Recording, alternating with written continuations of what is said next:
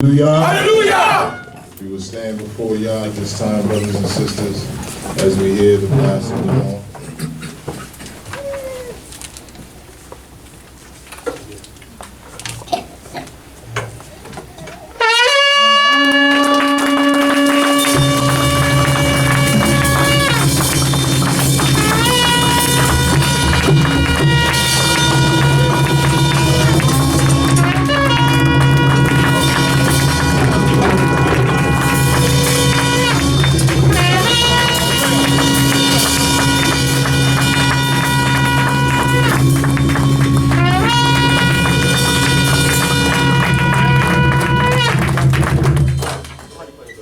Hallelujah. Hallelujah. Hallelujah. Hallelujah.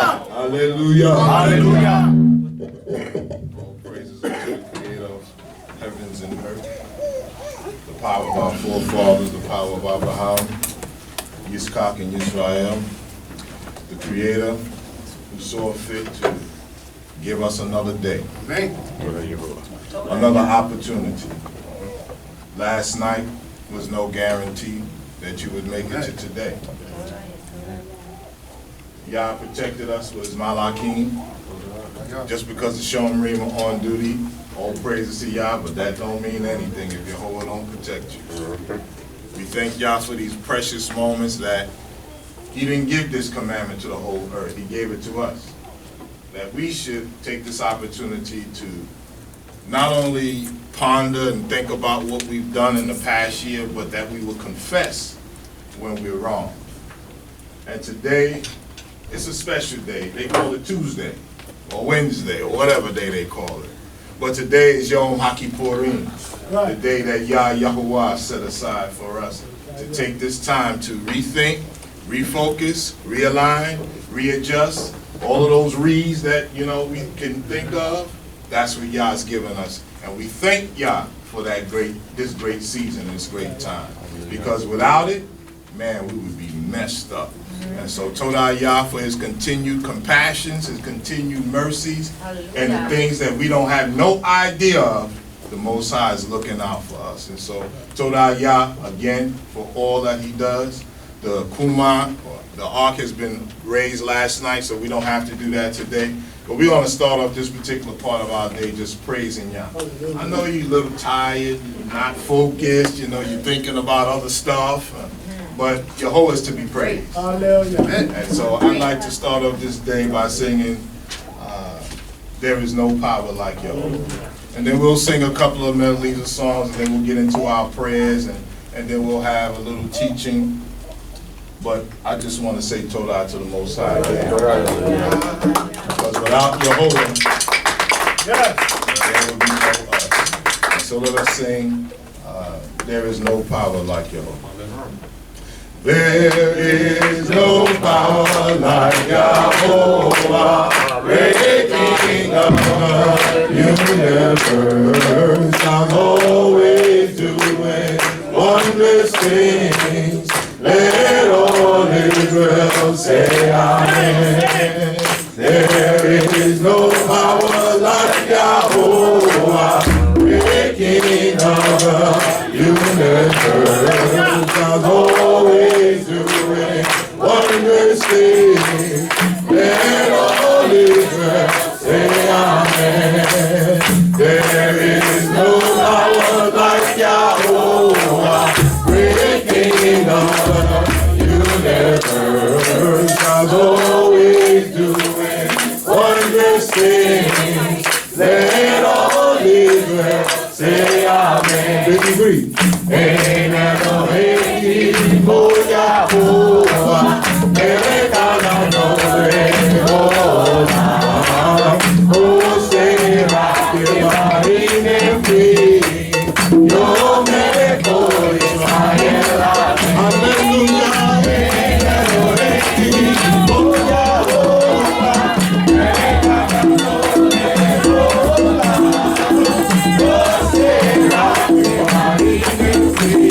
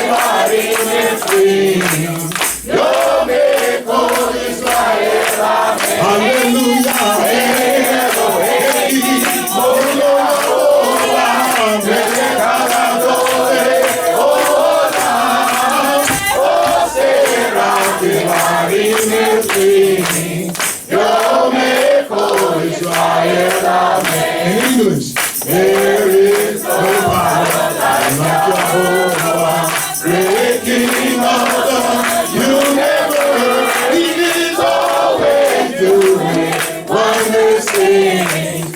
Let all Israel say hallelujah. There is no power like Jehovah, great King of the universe. He is always doing wondrous things. Let all Israel say hallelujah. There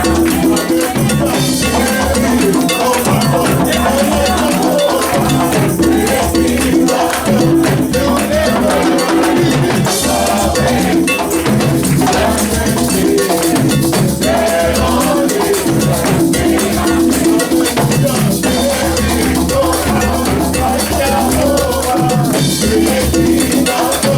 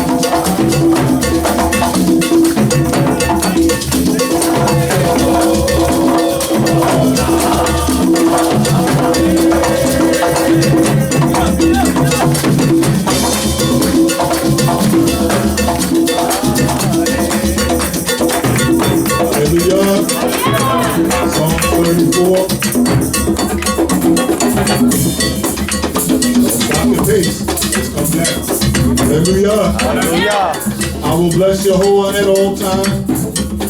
His praise shall continually be in my mouth. My soul shall glory in Jehovah. Yes. The humble shall hear thereof and be glad. Oh, magnify Jehovah with me, and let us exalt his name together. I sought Jehovah, and he answered me, and delivered me from my fear. They looked unto him and were radiant, and their faces shall never be abashed. This poor man cried, and Jehovah heard, and saved him out of all his trouble.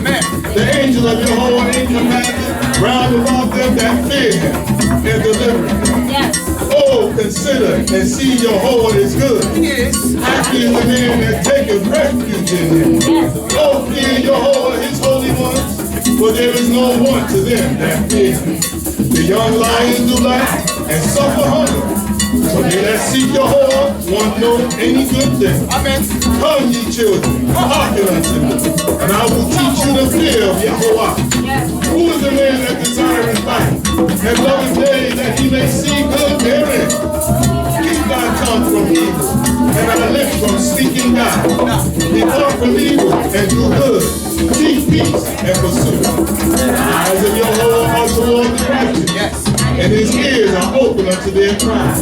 The face of Jehovah is against them that do evil, to cut off the remembrance of them. They cried, and Jehovah heard, and he delivered them out of all their troubles. Jehovah is nigh unto them that are broken hearts, and saveth such as are the contrite spirit. Many are the ills of the righteous, for Jehovah delivereth him out of them all. He keepeth all his bones, not one of them is broken. Evil shall kill the wicked, and they that hate righteousness shall be held guilty. Jehovah redeemeth the soul of his servants, and all of them that take refuge in him shall be desolate. Hallelujah. Hallelujah.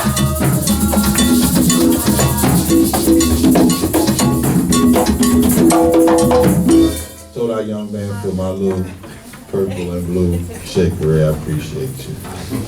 The heaven declare it, the glory is thine,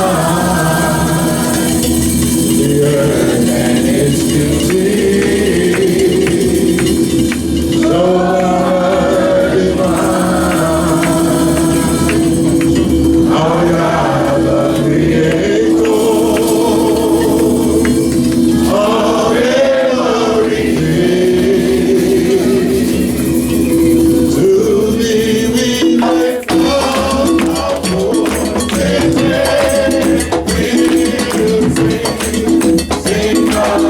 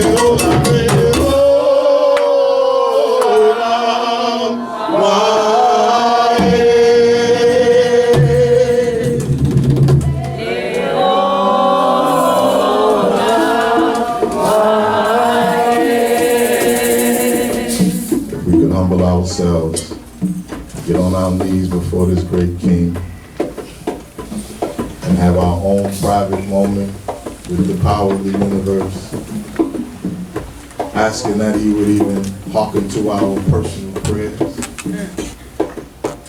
receive our ruko before him, and that he would even be merciful, compassionate, and kind to us as he has been in days past.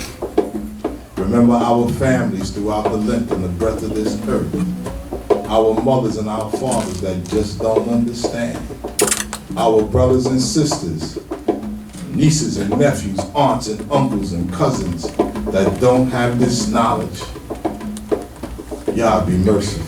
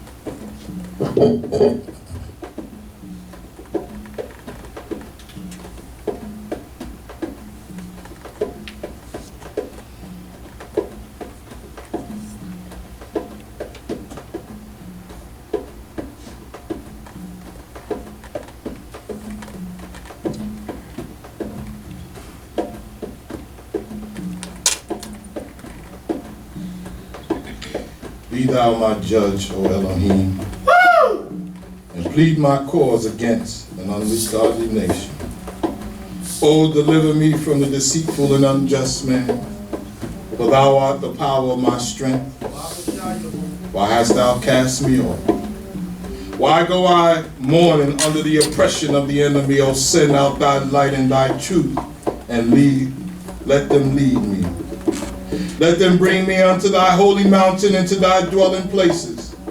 Then will I go unto the altar of Yah Yahovah, exceeding in joy, and praise thee upon the harp, O Elohim, my power. Why art thou cast down, O my soul? And why mournest thou within me? Hope thou in Elohim, for I shall yet praise him, the salvation of my countenance and my power.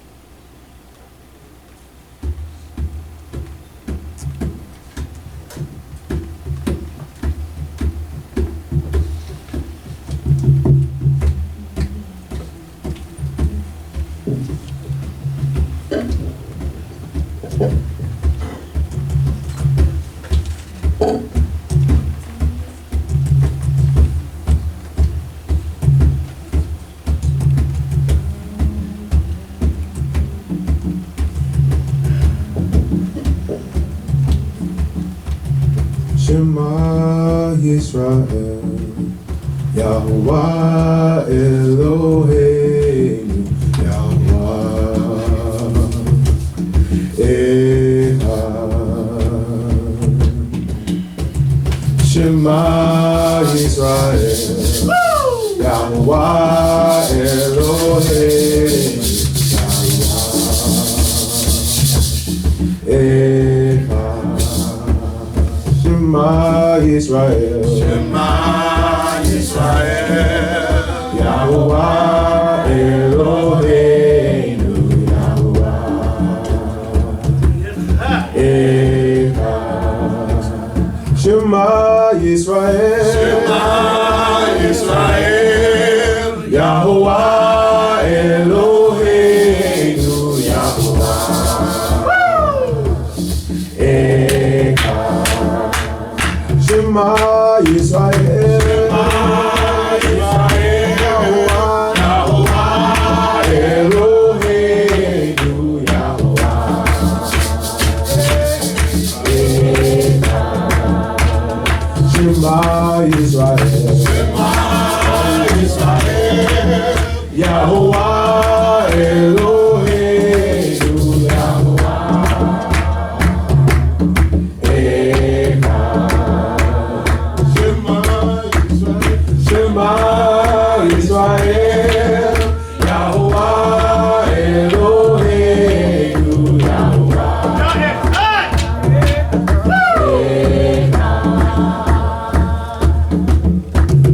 Shema Yisrael, Shema Yisrael, Shema Yisrael, Shema Yisrael. Jehovah is my light and my salvation. Whom shall I fear? Jehovah is the stronghold of my life. Of whom shall I be afraid? When evildoers came upon me to eat up my flesh, even mine adversaries and my foes, they stumbled and fell. Though a host should encamp against me, my heart should not fear. Amen. Though war should rise up against me, even then will I be confident. Hallelujah. One thing that we have asked of Yahuwah, that will we seek after, that we would dwell in the house of Yahuwah all the days of our lives, to behold the graciousness of Yahuwah and to visit early in his temple. For he concealeth me in his pavilion in the day of evil, and he hideth me in the covert of his tent, and he lifteth me up upon the rock. And now shall my head be lifted up above mine enemies round about me. And I will offer in his tabernacle sacrifices of trumpet sound. I will sing, yea, I will sing praises unto my power. Yes. Hear, O Yah, when I call with my voice, and be gracious unto us, and answer us. In thy behalf, Yahuwah, we have said, seek Yah's face. Yes. Thy face, Yah, will we seek. Hide not thy face from us, and put not thy servant away in anger. Thou hast been our help.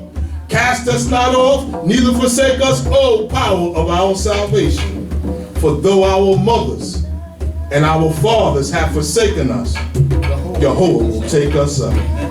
Teach us thy way, O Yah. Teach us thy way, O Yah. Teach us thy way, O Yah. And lead us in an even path, because of them that lie in wait for me.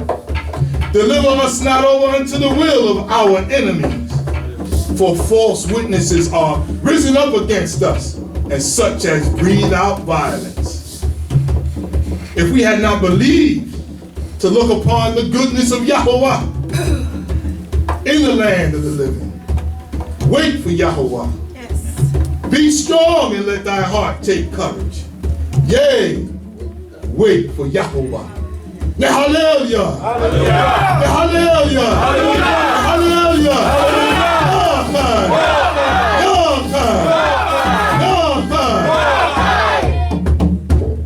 Shema Yisrael, Yahuwah Eloheinu, Yahuwah Echad. Yisrael. Yahuwah Eloheinu, Yahuwah Echad. Shema Yisrael. Yahuwah, Yahuwah Eloheinu, Yahuwah Echad. Shema Yisrael.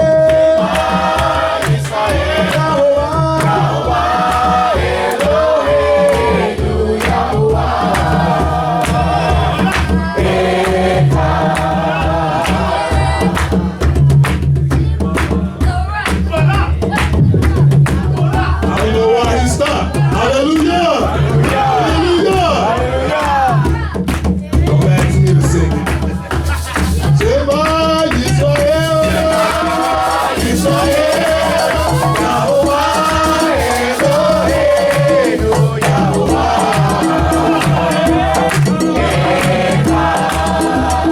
Shema Yisrael.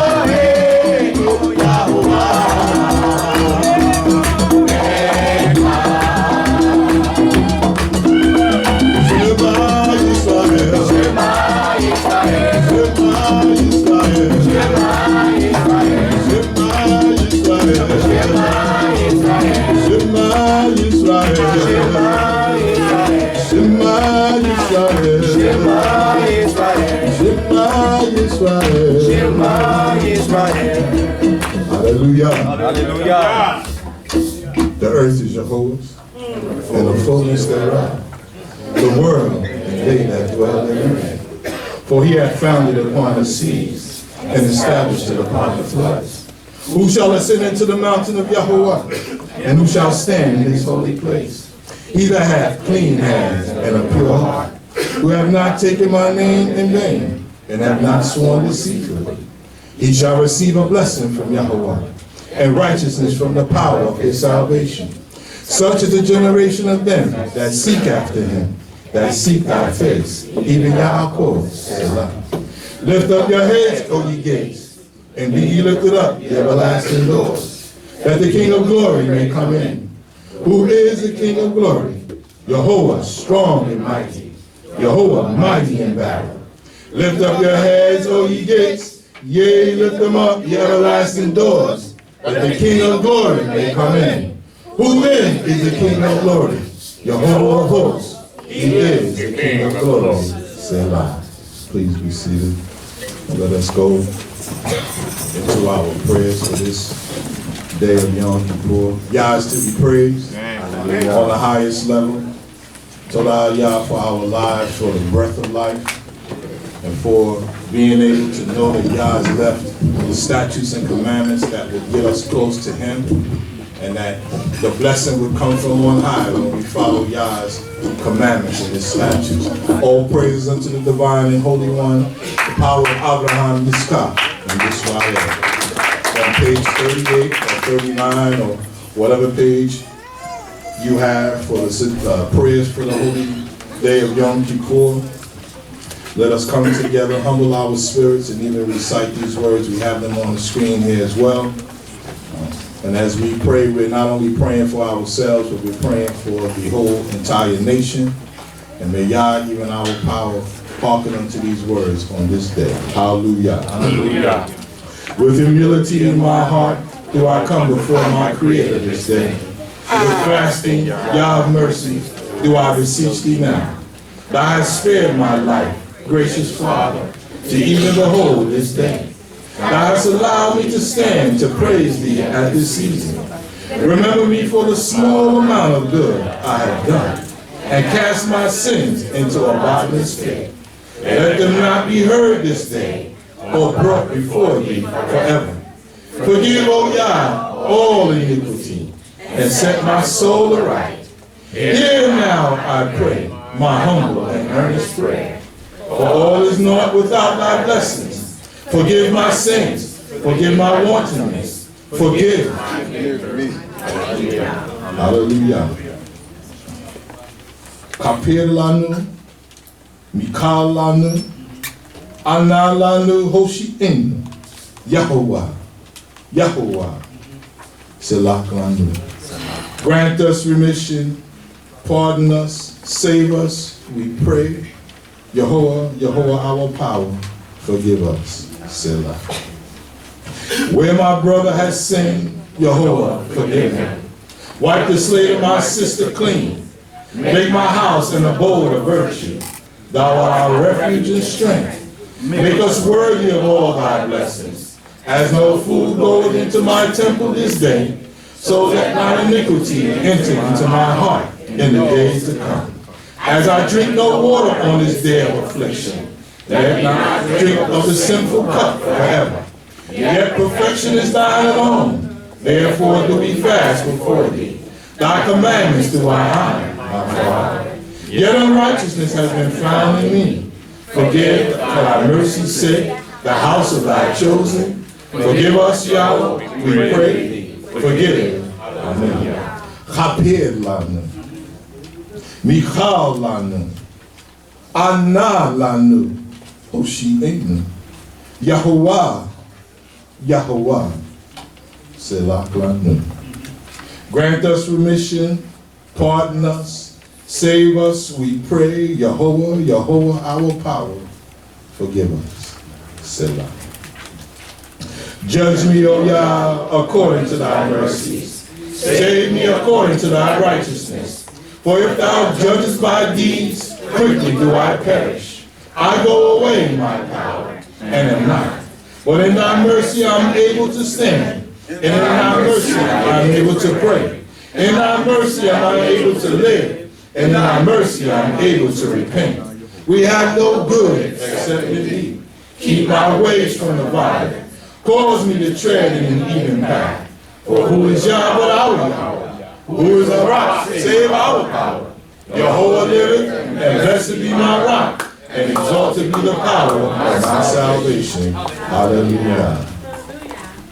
Kapir lanu, Mikal lanu, Ana lanu, Hoshi'enu, Yahuwah, Yahuwah, Selak lanu. Grant us remission, pardon us, save us, we pray. Yehovah, Yehovah, Yehovah, our power, forgive us. Yehovah is my shepherd, I shall not want. He maketh me to lie down in green pastures. He leadeth me beside the still waters. He restoreth my soul. He guideth me in straight paths for his name's sake.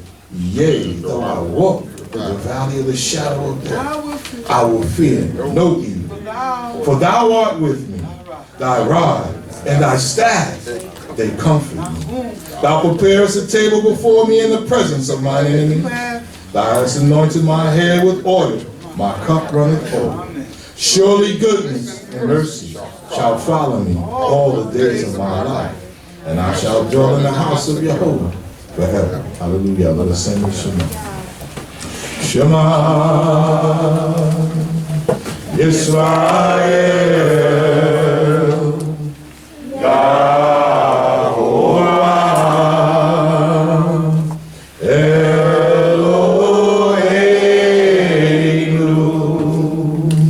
Yahovah,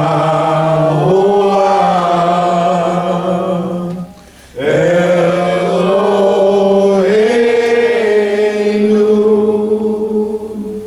Yahovah,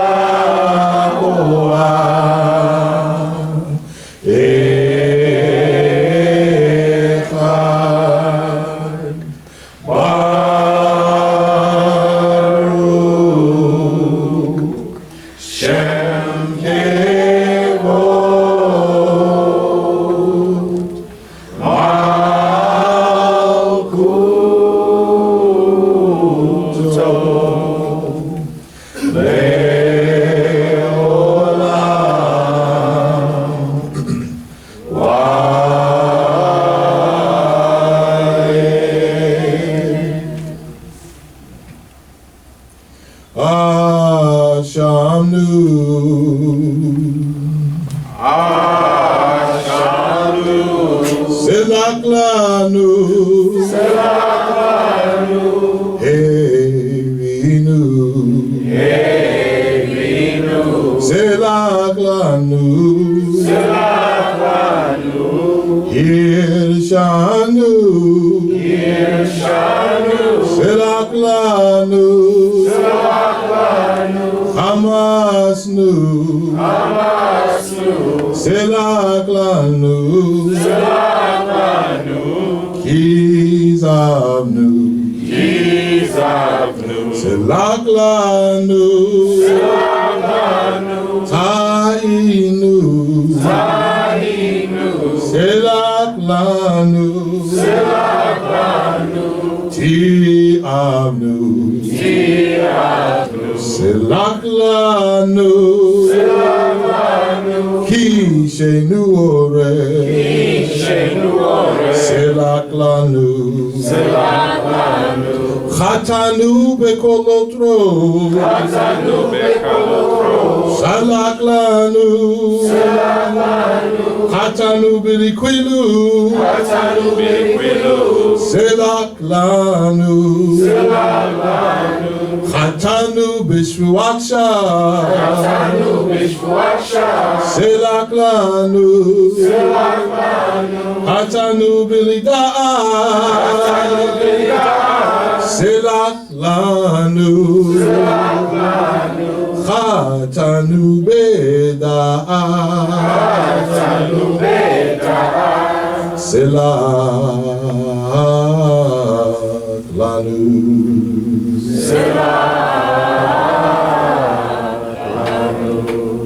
So we're clear what we've said, and this is just a snippet of what we've done before Yahweh, our Creator. In these past 6 months to a year, we've trespassed. That's just a general statement about some of the things that we have done. You gotta dig deep in your soul and into yourself and be honest about the things you trespassed against Yahweh. We have committed iniquity. Go deeper than just saying that word, I committed an iniquity. What iniquity did you commit? Be honest with Yahweh. Be honest with yourself and confess your sin.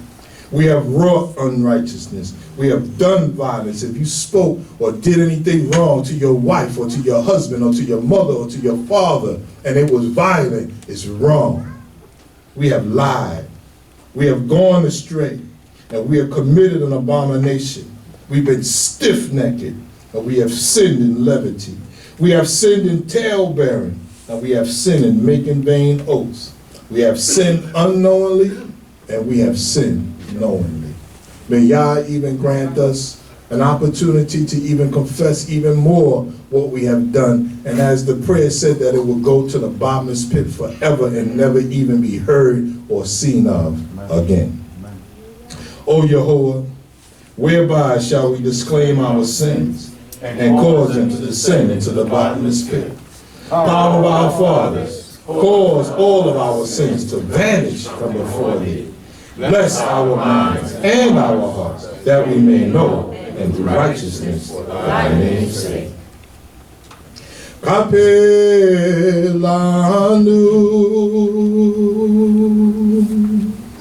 Mikalanu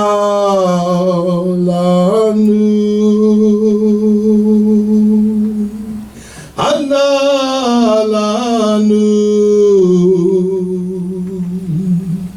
Oshienu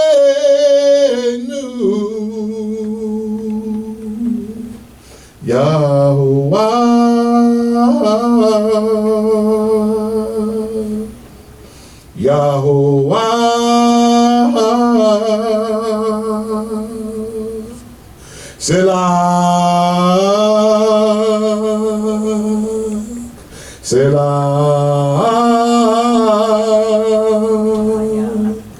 Selah Lanu Kapelanu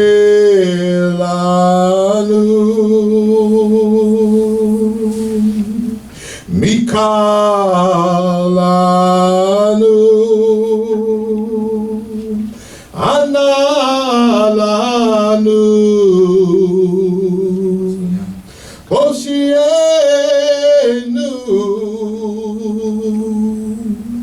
Yahuwah,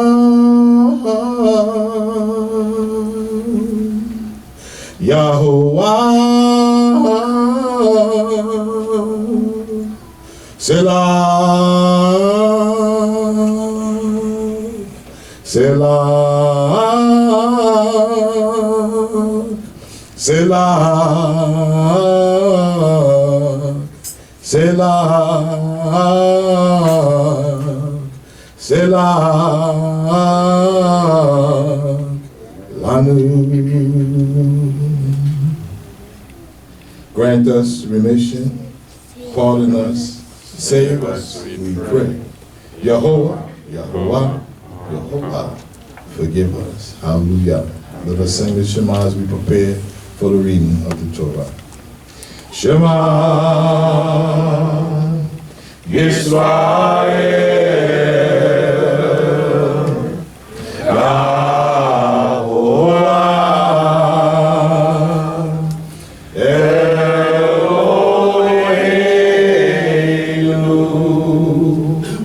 Yahuwah,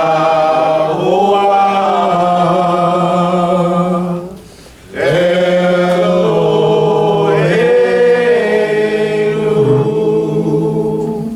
Yahuwah, Echad, Baruch, Shem Kevod, Malkuto,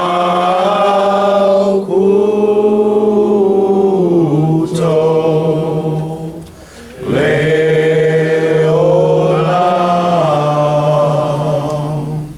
Waed.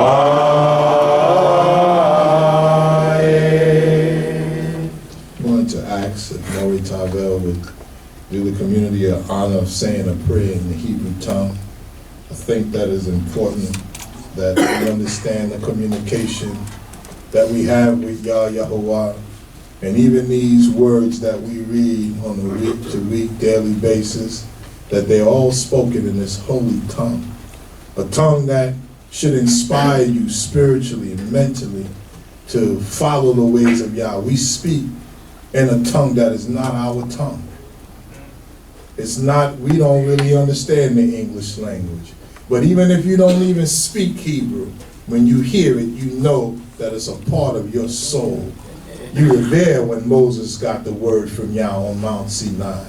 And so may Yah inspire Maury Tavel in his words as he prays in the Hebrew tongue. Hallelujah. Hallelujah.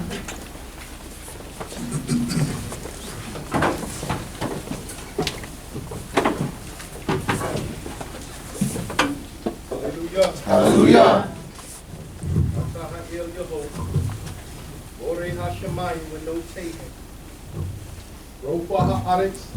Wetsa etsa eha. No tain neshama la'am aleha. Weruach lekol hahol kim. Kol kevodim bahalalim al shem kwachika yeho. Kiata zoke. Weki bishmaraka shamaratanu. Wehe zaratanu miyo po. Lechayim. Od ba'am le Yom Kippur od. Lahakil lefaneka. Letif artika.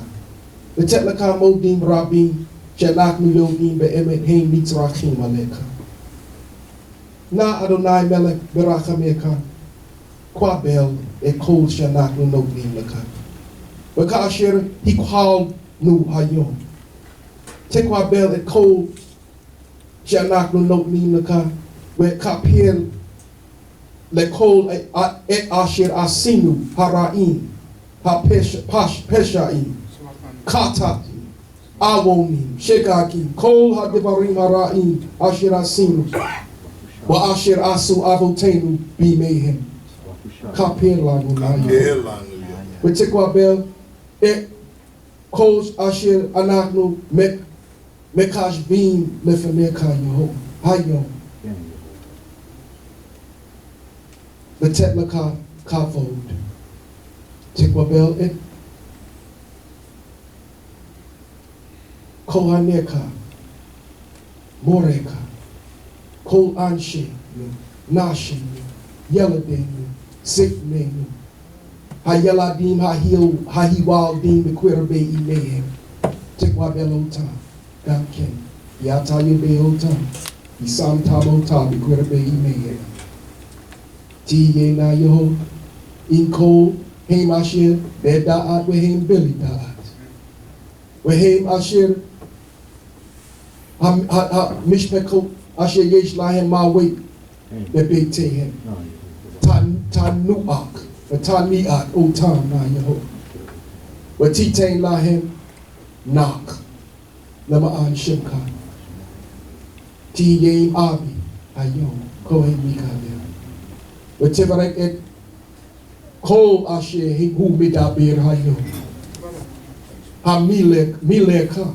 Ashiata no Taino, Tiyem Kol Kohanim, Asher Babinyan Haze, Asher He'erahata, Tiyem Ma, Tite Lahem, Mileka Lidabir La'ad, Ship Le'ad Shemka, Hagadol Wahanora, Tosif Lanu Meto, Tite Lanu, Rachamim, Chasadim, Na Yehovah, Urfua, Ashianagnu Mitzrah, Lerafe, Toda Lerachameka, Toda Lakatwatka, Binatka, Wadaatka, Tite Lanuha, Baraka, Lehishtameshotam, Yom Yom, Toda Lakol, Habetak, Wahashalom, Wahatzlaka, Ashina Tatalanu, Yom Yom, Washir Hayitanu, Hama'akil, Ashir, Tatalanu, Okil.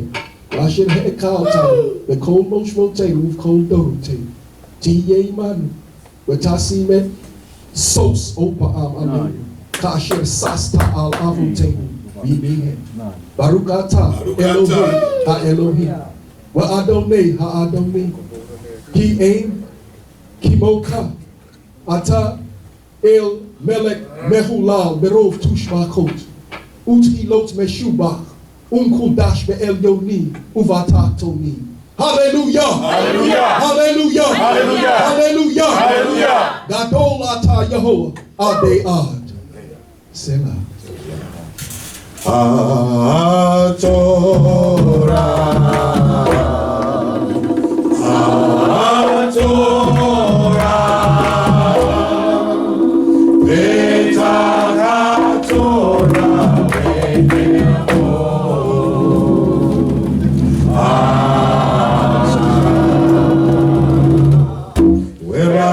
Shall we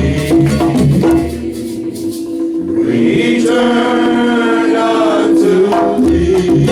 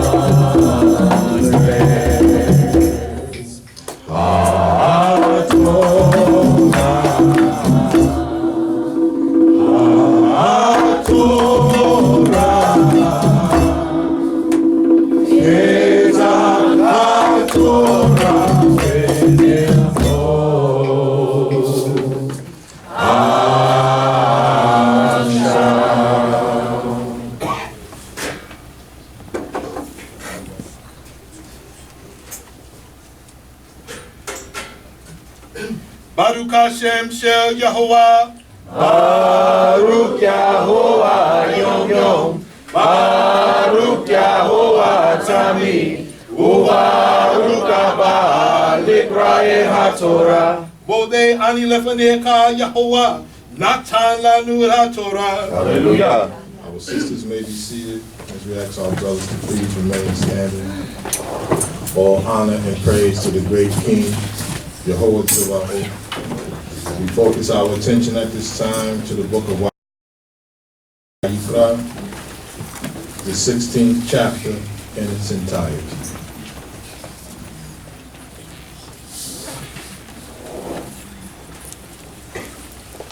Once again, our Hebrew reading will be found in the book of Vayikra,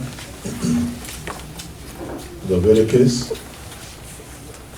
the 16th chapter in its entirety.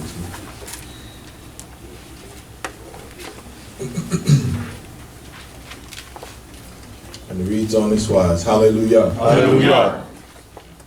Vayidabir Yahuwah el Moshe, Akre Moshe b'nei Aharon, v'kwa Avraham lifnei Yahuwah, vayamutu.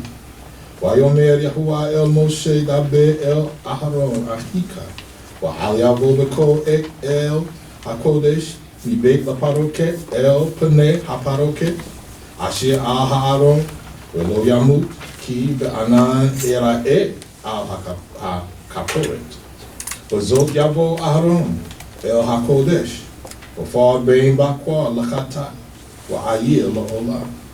V'tonet ba'ad kodesh yilbash, Miknasei ba'ad yihyu al basara u'av nit ba'ad yakgor u'miznefet ba'ad yitznof b'idei kodesh hein rakas b'mayeh et basaro u've'sham u'me'et adat b'nei Yisrael yikwat shnei se'irei etzim lakatat wa'ayir ekad le'olam. Hallelujah. Hallelujah. And Jehovah spoke unto Moses after the death of his two sons, after the two sons of Aharon, when they drew near before Jehovah and died. And Jehovah said unto Moses, Speak unto Aharon thy brother, that he come not at all times into the holy place within the veil, before the ark cover which is upon the ark, that he die not. For I appear in the fire, I appear in the cloud upon the ark cover. Herewith shall Aharon come into the holy place with the young bullock for a sin offering, and a ram for a burnt offering. He shall put on the holy linen tunic, and he shall have the linen breeches upon his flesh, and shall be girded with the linen girdle, and with the linen mitre shall he be attired. They are the holy garments. And he shall bathe his flesh in water, and put them on. And he shall take of the congregation of the children of Israel 2 he-goats for a sin offering, and 1 ram for a burnt offering. Amen. Modim anachnu lach, she'ata hu Eloheinu, ve'Elohei avotenu, Avraham, Yitzchak, ve'Yakov le'olam va'ed. Nikra et Hamishare Yaakov ben Dan ben Yisrael. אני פה ברוך השם של יה. Baruch Yahuwah Yom Yom. Baruch Yahuwah Tamid. Ubaruch Haba Likrae HaTorah. מודה אני לפניך יה שנתן לנו את התורה. Hallelujah. והקריב אהרון את פר חטאת אשר לו כיפר בעדו ועד ביתו, ולקח את שני השעירים והעמיד אותם לפני יהוה פתח אוהל מועד, ונתן אהרון על השעירים גורל אחד ליהוה וגורל אחד לעזאזל.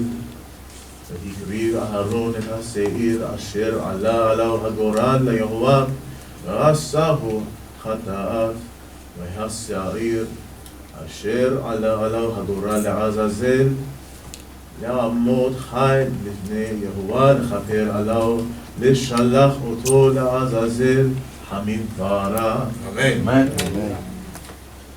And Aaron shall present the bullock of the sin offering which is for himself, and make atonement for himself and for his house. And he shall take the 2 goats, and set them before Yahweh at the door of the tent of meeting. And Aaron shall cast lots for the 2 goats, 1 lot for Yahweh and the other lot for Azazel. And Aaron shall present the goat upon which the lot fell for Yahweh and offer him for a sin offering. But the goat on which the lot fell for Azazel shall be set alive before Yahweh to make atonement over him, to send him away for Azazel into the wilderness. Amen. Modim anaknulak she'ata hu Eloheinu ve'Elohei Avotenu Abraham Yitzchak ve'Yaakov le'olam va'ed Nikra et Akh Orein ben Yisaskar ben Yisrael. Baruch Yahovah Yom Yom Baruch Yahovah Tamid Ubaruch Haba Likra et HaTorah. Moreani lefaneka Yehovah Eloheinu matamanu et haTorah. Hallelujah. Vehikriv Aharon et par hakatat asher lo vekiper ba'ado uv'ad beto veshakat et par hakatat asher lo velakwak melo hamakta kakale Eish me'al ha-mizbeach milifnei Yehoah lo kaf now kwetoret samin da kwa we hevi mi veit la paroket we natan et haktoret al ha'esh lifnei Yehoah we kisa anan haktoret et hakatoret asher al ha'edut we lo yamut we la kwak midam hapar we hizar be'ez ba'o al pnei hakaporet kwedma we lifnei hakaporet yazeh sheba pe'amin min hadam be'ez ba'o we shakat et sa'ir hakatat asher la'am we hevi et damo el mi beit la paroket we asa et damo ka asher asa ledam hapor we hisa oto al hakaporet we lifnei hakaporet. Amen. Hallelujah. And Aaron shall present the bullock of the sin offering, which is for himself, and shall make atonement for himself and for his house, and shall kill the bullock of the sin offering, which is for himself. And he shall take a censer full of coals of fire from off the altar before Yahweh, his hands full of sweet incense, beaten small, and bring it within the veil. And he shall put the incense upon the fire before Yahweh, that the cloud of the incense may cover the ark cover, that is upon the testimony, that he die not. And he shall take of the blood of the bullock, and sprinkle it with his finger upon the ark cover on the east, and before the ark cover shall he sprinkle of the blood with his fingers 7 times. Then shall he kill the goat of the sin offering, that is for the people, and bring his blood within the veil, and do with his blood as he did with the blood of the bullock, and sprinkle it upon the ark cover and before the ark cover. Amen. Modim anaknula, she'ata Eloheinu, Elohei Avotenu, Abraham, Yitzchak, Yaakov le'olam va'ed. Nikra et Bakor, Malkiel, Ben Akh Amatziyah, Ben Cohane Mikael, Ben Lewi, Ben Israel. Baruch Yahovah Yom Yom, Baruch Yahovah Tamid, Ubaruch Haba Nikra et HaTorah. Amen. Kifir al HaKodesh Mitumot B'nei Yisrael Umi Fish Ehem Umi Pish Mehem Ehem Bekal Katotam Bekain Yaaseh Le'ohel Moed Hashkain Itam Beto Tum Otam Bekal Adam Lo Yeh Be'ohel Moed Bevo'o Bekafir Bakodesh Ad Zeto Bekifir Ba'ado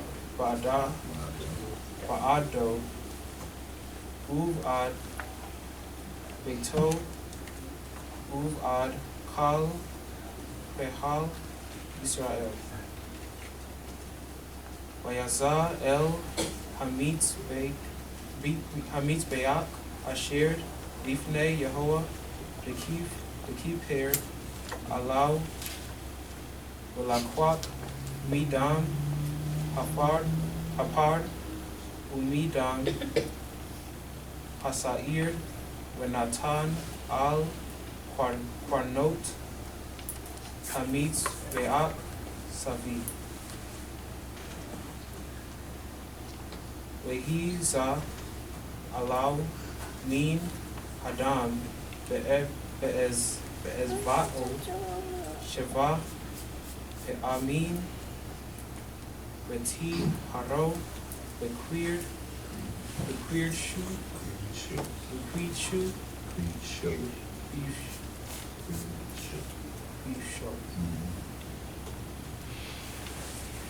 Tumot B'nei Yisrael V'kila Mikaper Et HaKodesh Ve'et Ohel Moed Ve'et Hamitz Be'ak Ve'hi Priv Et Hasair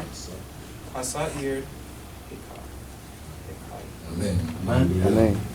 And he shall make atonement for the holy place because of the uncleannesses of the children of Israel, and because of their transgressions, even all their sins. And so shall he do for the tent of meeting, that dwell with them in the midst of their uncleannesses.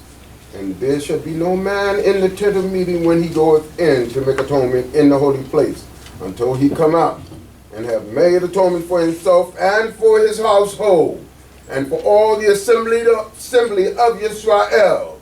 And he shall go out unto the altar that is before Yahweh, and make atonement for it, and shall take of the blood of the bullock and of the blood of the goat, and put it upon the horns of the altar round about, and he shall sprinkle of the blood upon it with his finger 7 times, and cleanse it, and hallow it from the uncleannesses of the children of Israel.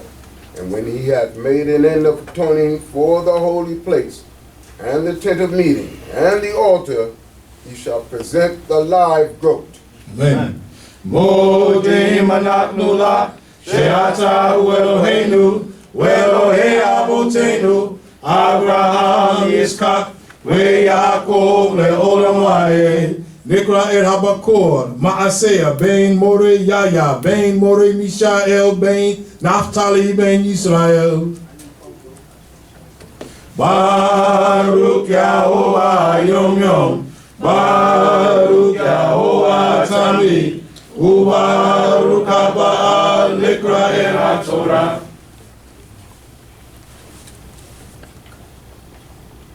Amen.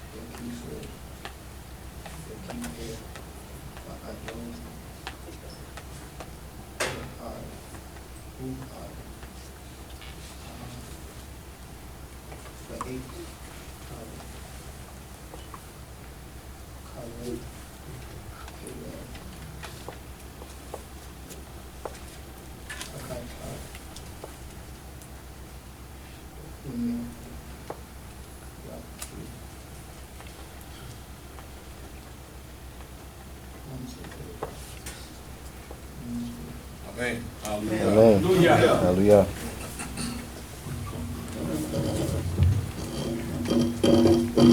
And Aharon shall lay both his hands upon the head of the live goat, and confess over him all the iniquities of the children of Israel, and all their transgressions, even all their sins. And he shall put them upon the head of the goat, and shall send him away by the hand of an appointed man into the wilderness. And the goat shall bear upon him all the iniquities unto a land which is cut off. And he shall let go the goat in the wilderness. And Aharon shall come into the tent of meeting, and shall put off the linen garments which he put on when he went into the holy place, and shall leave them there. And he shall bathe his flesh in water in the holy place, and put on his other vestments, and come forth, and offer his burnt offering, and the burnt offering of the people, and make atonement for himself and for the people. And the fat of the sin offering shall he make smoke upon the altar. Amen. Modim anaknula, she'ata hu Eloheinu, Elohei avotenu, Abraham, Yitzchak, veYaakov, ve'olam va'ed. Nikra et Habakor, El Yafeh, Ben Moritav El, Ben Cohane Mikael, Ben Levi Ben Yisrael. Baruch Yahovah Yom Yom, Baruch Yahovah Tamid, Ubaruch Haba Likra et HaTorah. Amen. L'ham shall leach et hasair la'azazel yekabes vegadal verakat et vesaro pamayim ve'aharei ken yavo el hamakane ve'et har hakatat ve'et seir hakatat asher huba et damam lekapir bakodesh yotzi el mikutz damahane v'sarfu va'et et orotam ve'et besaram ve'et hirsham v'hasorei otam Yekabes, Begadal, Verakat, et Besaro, Bamayim, Ve'akare, Ke, Yavo, El, Hamakane, V'haitav, Vakem, Lekufat, Oram, Vakodesh, Hashvi'i, Ve'asor, Vakodesh, Danu, et Nafshotekim, Ve'kav, Ve'aka, Lo, Ta'asu, Ha'ezra, Hagar, Betokem, Ki, Vayom, Hazeh, Yekaper,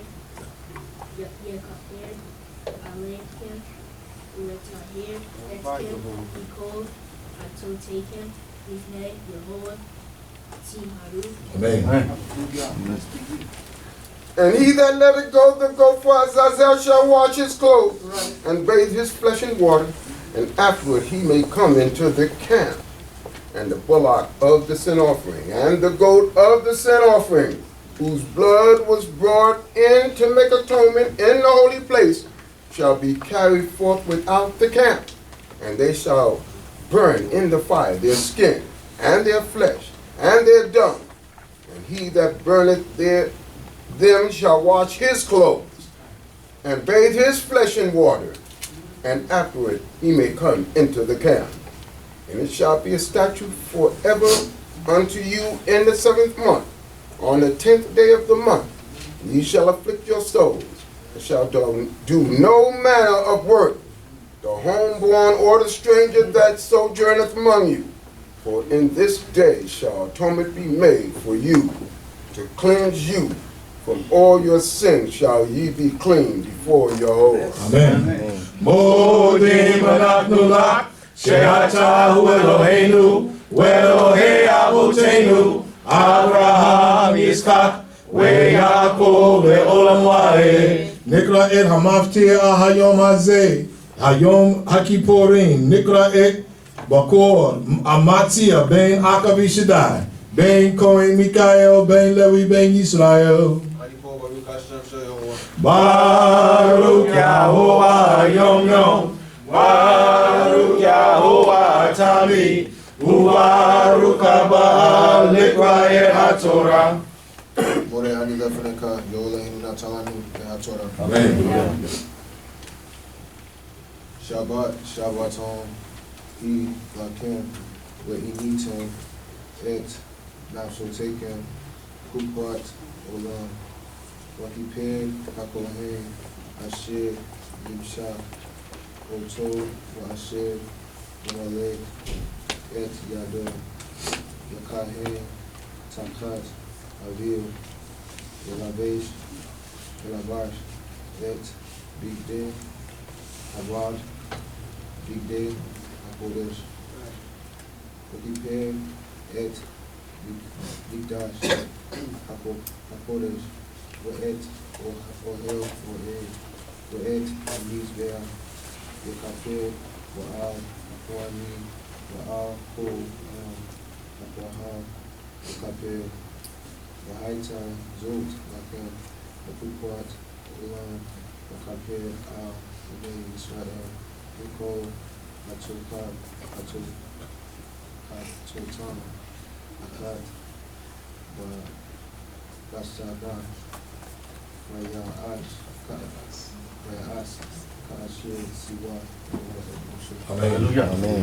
It is a Shabbat of solemn rest unto you, and ye shall afflict your souls. It is a statute forever. And the Cohane, who shall be anointed and who shall be consecrated to be Cohane in his father's stead, shall make the atonement, and shall put on the linen garments, even the holy garments.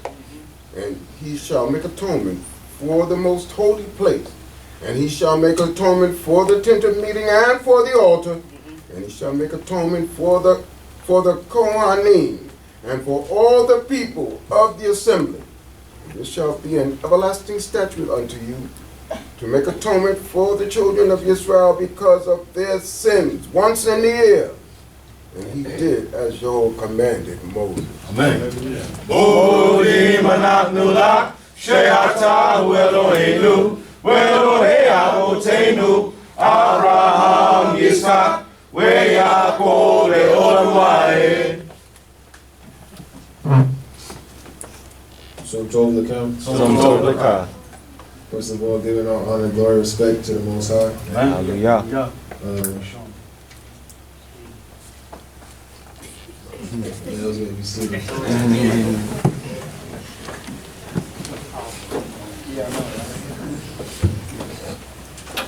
So the portion for today is going to be found in Yoel chapter 2, verse 12.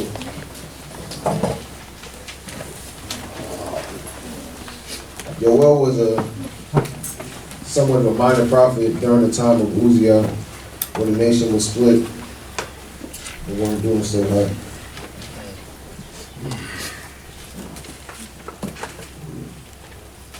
Yoel chapter 2, verse 12. Yet, even now, saith Jehovah, turn ye unto me with all your heart, and with fasting, and with weeping, and with lamentation, and rend your heart, and not your garments, and turn unto Jehovah your power. For he is gracious and compassionate, long-suffering and abundant in mercy, and repenteth him of the evil. Yeah. The Most High, we have Yom Kippur today because the Most High gave it to us. Like, he's given us this day. He's pretty compassionate and merciful to give us a day out of the year to come towards him to ask for forgiveness. And think, like, it's really a day of allowing us to look into ourselves and look at the things that we do on a daily basis. It's not just a day to come and just ask, forgive me. It's a day to look at yourself and look at the things that you do on a day-to-day basis and to think about how you can change. Because, as you know, it's pretty easy to be compassionate when you see somebody's trying to change themselves. Continue. Who knoweth whether he will not turn and repent and leave a blessing behind him, even a meal offering and a drink offering unto Yahweh your power. See, that right there, if you over here doing the same thing, trying to going after the same toxic things, the good things that, like, think about the good things that you're missing out on, going after the wrong things. Like, say you going after a woman or a man that's not too good for you, and you know it's not good for you. Think about all the good people that you're just missing out on that are just passing by in your life.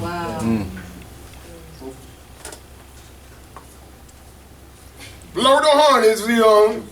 Sanctify a fast. Call a solemn assembly. Gather the people, sanctify the congregation, assemble the elders. Gather the children and those that suck the breast. Let the bridegroom go forth from his chamber, and the bride out of her pavilion.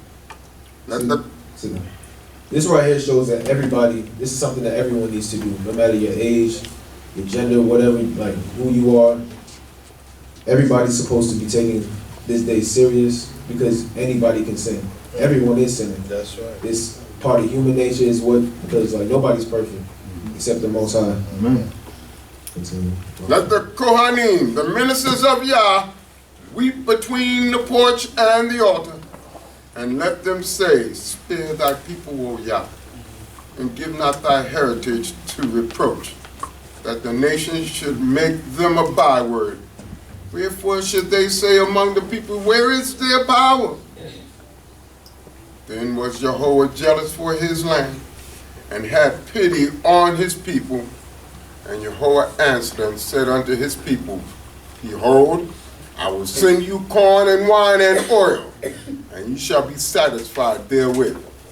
And I will no more make you a reproach among the nations.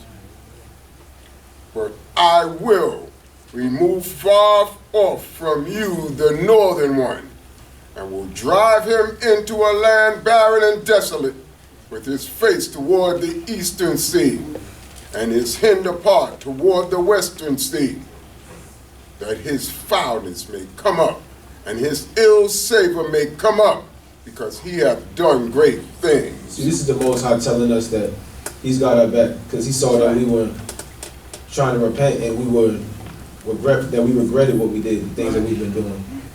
That's why you gotta look at yourself and see that you're just not saying forgive me. You gotta actually like regret it and mean it. And the best way to show that is to change and like just do something, like just change what you're doing. The bad things that you're doing in your life, just try your hardest, because even if you may fall short, but as long as the Most High sees that you're putting forth the effort, he's gonna be looking out for you. Fear not, O land, be glad and rejoice, for Jehovah hath done great things. Be not afraid, ye beasts of the field, for the pastures of the wilderness do spring, for the tree beareth its fruit, the fig tree and the vine do yield their strength. Be glad then, ye children of Zion, and rejoice in Jehovah your power. For he giveth you the former rain in just measure, and he causeth to come down for you the rain, the former rain and the latter rain at the first. And the floors shall be full of corn, and the vats shall overflow with wine and oil. And I will restore to you the years that the locust hath eaten, the cankerworm, and the caterpillar, and the palmer worm, my great army which I sent among you. And ye shall eat in plenty and be satisfied, and shall praise the name of Jehovah your power, that hath dealt wondrously with you, and my people shall never be ashamed. Amen. And you shall know that I am Yahweh in the midst of Israel, and that I am Yahweh, your power, and there is none else. And my people shall never be ashamed. Amen. See, this is showing that the Most High is going to restore his blessing. He's going to continue to bless you because he wants to. He doesn't want to punish us. Just like a parent. A parent doesn't want to punish their children. They don't like to punish their children. But when they see that their children are doing all right, when I see my younger siblings are doing good, like, of course I'm going to go out my way to get them some. I'm going to look out for them. Yeah. So, today is Yom Kippur, the Day of Atonement. The day to ask the Most High for forgiveness, first and foremost. The day to look into ourselves and see how we can change ourselves moving forward and not continuing to do the same things over and over. Because if you're coming out here just asking for forgiveness this one day, knowing that you're going to go back to doing the things you was already doing, you might as well just go to Chick-fil-A right now. To be honest. Right.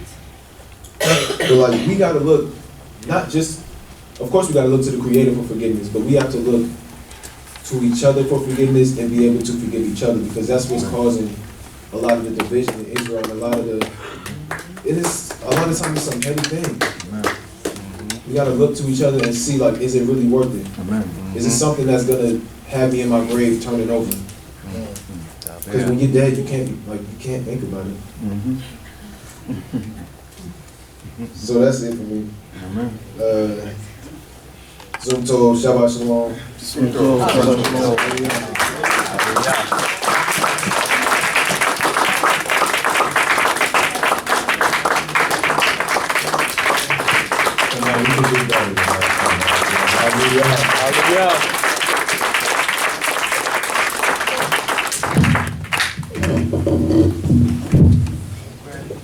First thing I want to say is I'm very proud of that young man.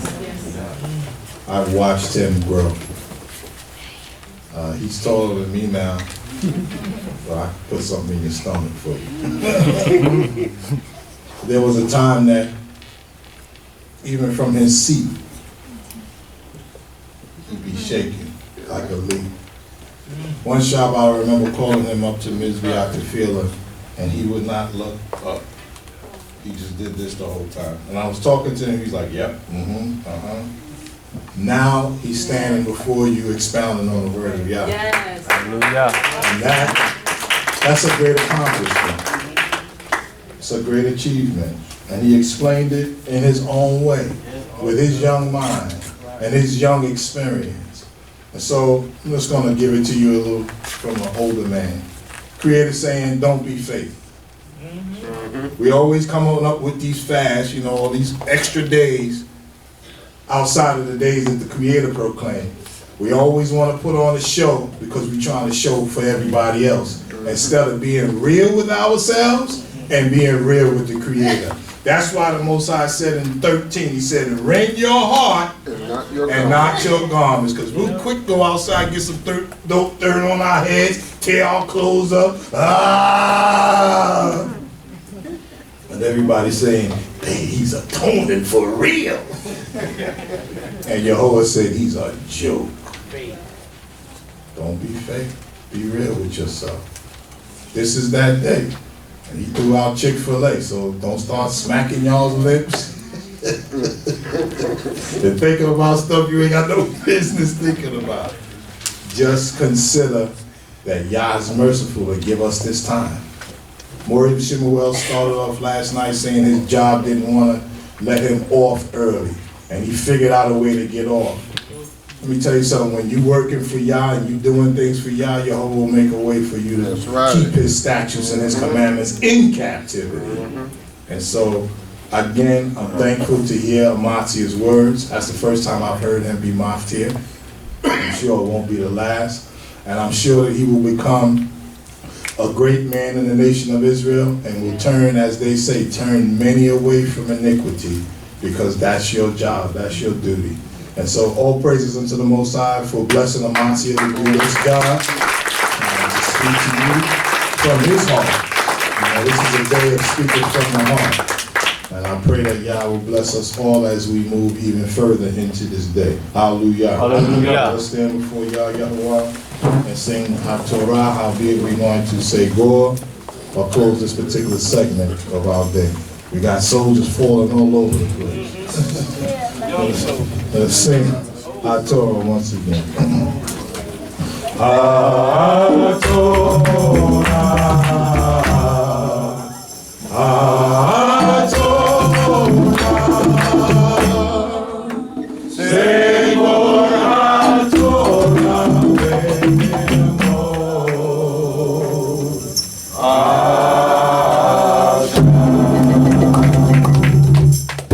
where I shall be,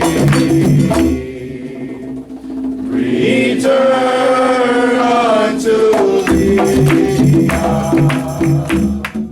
for thy word to be fulfilled.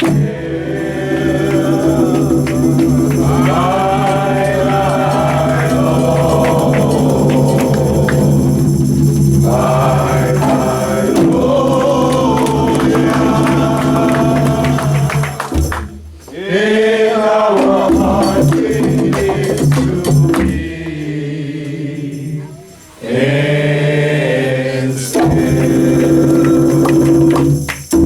Our Torah, our Torah, say Gore our Torah,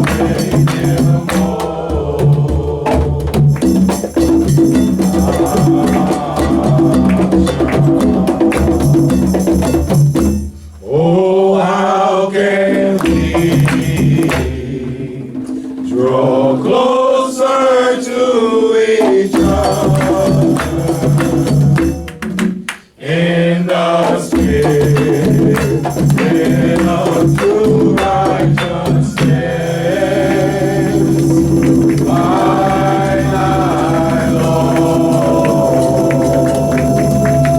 by thy Lord,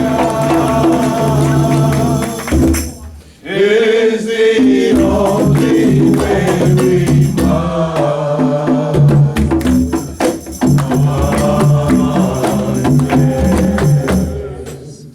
Our Torah, our Torah, say for our Torah will know.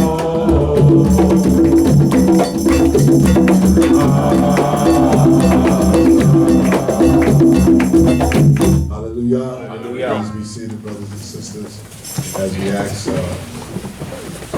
our beloved sister Cohane Akh Amatziyah to even read for us Proverbs, the 4th chapter, thanking Yah for her life and all of the lives of all of the men and women that are here today. So let us welcome a Cohane Akh Amatziyah. Hallelujah. Hallelujah.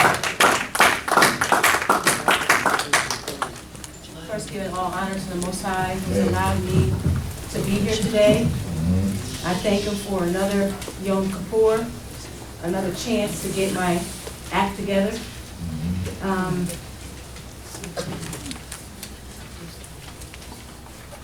I thank him for all of you that are here today, and I hope that he does the exact same that I'm asking for myself, to forgive the sins that I have committed this year, and to forgive me, and to change my ways, like the Maftir said. You know, it's one thing to say it, and then it's to do it, and then don't do it again, because if you do it again, then you're not serious about it. So, with that being said, Proverbs 4, hear ye children, the instruction of a father, and attend to no understanding. For I give you good doctrine.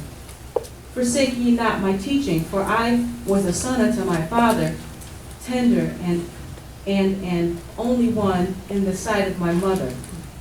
And he taught me and said unto me, let thy heart hold fast my words.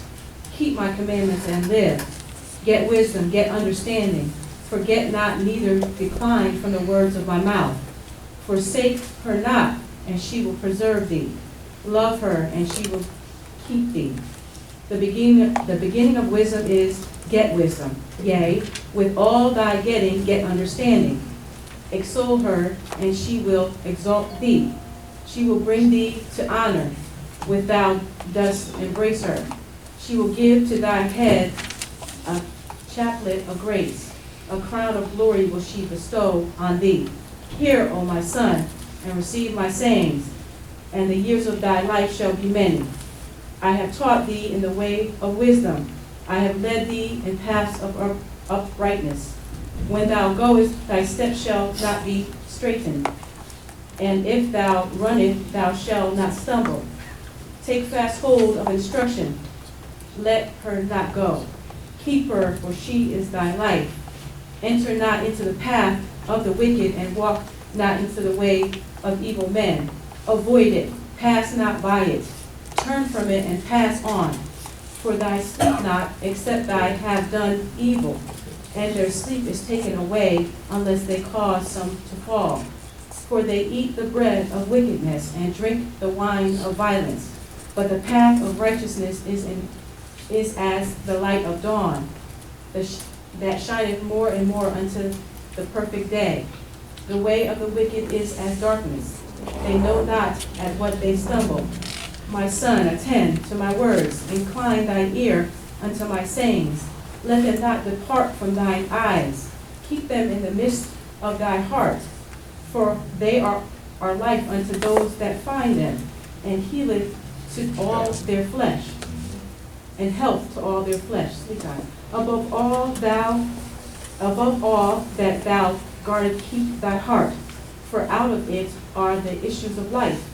Put away for thee a forward mouth, and perverse lips put far from thee. Let thine eyes look right on, and let thine eyelids look straight before thee. Make plain the path of thy feet, and let all thy ways be established. Turn not to the right hand nor to the left. Remove thy foot from evil. Amen. Wow, I just want to say that these words are just for me. They're talking straight to me, and I can feel it in my spirit, and I know it's there, and I love the fact that the Most High can always correct you anywhere. And this is a time for forgiveness, so if I've done anything to anyone in here, I ask for your forgiveness. And I pray for your prayers that I will come through, and this will be a successful Yom Kippur. And going forward, I will not make those same mistakes again. Shabbat Shalom.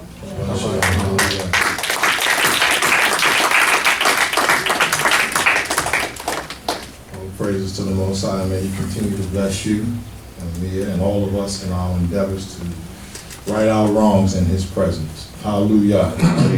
Let us turn to chapter 19 of the book of Psalms. We read the 24th Psalm today. So we just want to change it today and read the words of the 19th Psalm. Dissertation today is going to be short, but Yah willing, it will be sweet. And so Psalms, the 19th chapter, reads on this wise. Hallelujah. Hallelujah. The heavens declare the glory of Elohim, and the firmament showeth his handiwork. Day unto day uttereth speech, and night unto night revealeth knowledge. There is no speech, there are no words, neither is their voice heard. Their line is gone out through all the earth, and their words to the ends of the world. In them hath he set a tent for the sun, which is as the bridegroom coming out of his chamber, and rejoiceth like a strong man to run his course. His going forth is from the end of the heaven, and his circuit unto the ends of it, and there is nothing hid from the heat thereof. The Lord Yahweh is perfect, restoring the soul. The testimony of Yahweh is sure, making wise the simple. The precepts of Yahweh are right, rejoicing the heart. And the commandment of Yahweh is pure, enlightening the eyes. The fear of Yahweh is clean, enduring forever. and the ordinances of Yahweh are true, they are righteous altogether. More to be desired are they than gold, yea, than much fine gold, sweeter also than honey and the honeycomb. Moreover, by them is thy servant warned, in keeping of them there is great reward. Who can discern errors? Clear thou me from hidden faults. Keep back thy servant also from presumptuous sin, that they may not have dominion over me. Then shall I be faultless, and I shall be clear from great transgression. Let the words of my mouth and the meditation of my heart be acceptable before thee, O Yahweh, my rock and my redeemer. Hallelujah. Hallelujah. Zum Tov Lakim. Zum Tov Lecha. Praises and honor unto the great God of the universe, the God of our forefathers, Abraham, Isaac, and Jacob, for his love and his compassion, for all of the things that he provides us with every day. Amen. For the sake of time, I'm just going to go straight into it. Today's portion we covered was in the book of Leviticus, the 16th chapter, in regards to the high priest performing a ceremony today that would have us atone before Yahweh. 2 goats were separated. One was for Azazel, and one would be offered up in lieu of our sins. And so we don't have that today, and so we do our best to offer up our own lips, our own voice, our own supplication. You have Cohane, Morim that are here today in different places that lead you in these prayers and in this service before Yah. But really this is something that you have to take up on your own. This is a private time between you and Yah. So I don't have many words because I believe and I know and understand that we know why we're here today, correct? Okay. We know why we're not fasting, why we are fasting, Slika. Fasting actually clears your spirit, helps you to focus a little bit more than you would when you would have food or drink. And so today I'd like to turn the lights off, I'd like to turn the projector off, and take 5 minutes of meditation. And then we're going to get into a little bit of history. So we can turn off all the lights so we can get as much light out of the room so that we can have that time between ourselves and Yah. And so we're going to take about 5 minutes to do that. Maurice Shemuel is going to turn on some meditation music to kind of help us to focus on that. And so just 5 minutes, you close your eyes, get as comfortable as you need to get, focus on your breathing. Focus on your breathing. Focus on the music, but focus deeper into your spirit, not your physical, but your spirit. Turn that down a lot. You don't want it high like that. Yes, it is. Turn it more. Down.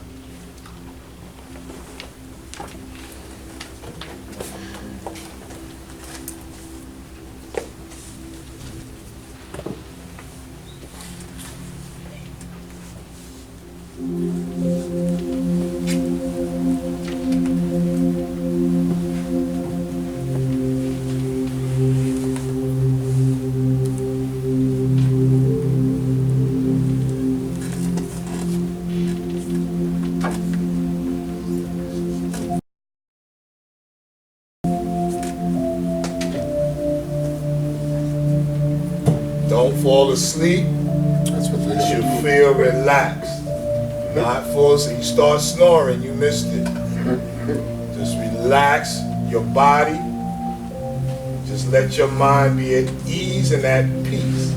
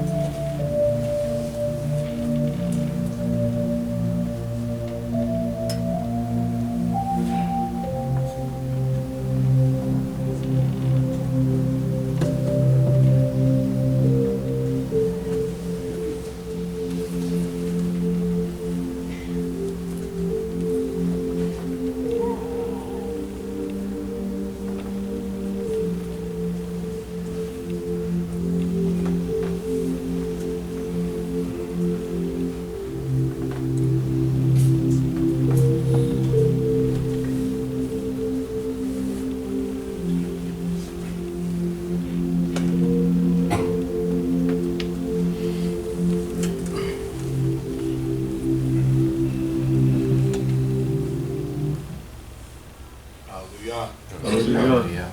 Felt good? With that sleep. Should make you relax.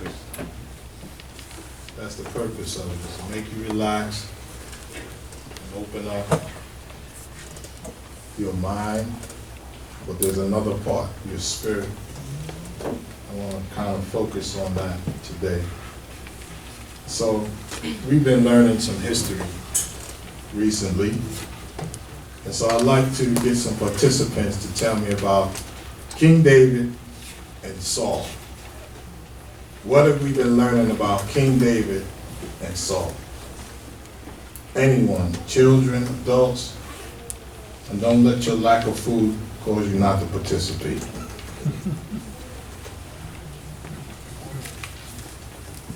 Who's that? Yirmiyahu? One thing, Shabbat Shalom, Sidrah. And Shabbat Shalom. One thing I learned about the history of King David and Shaul and Saul was that regardless of how bad Saul treated David, how he tried to harm David, how he tried to disrespect David, David did not allow Saul's actions to change the way that he viewed him. He didn't allow Saul's actions to stop David from seeing the Yah spirit in Saul. And Dawid, regardless of being on the run from Saul, still had a lot of respect for the man because he was someone that was chosen by Yah.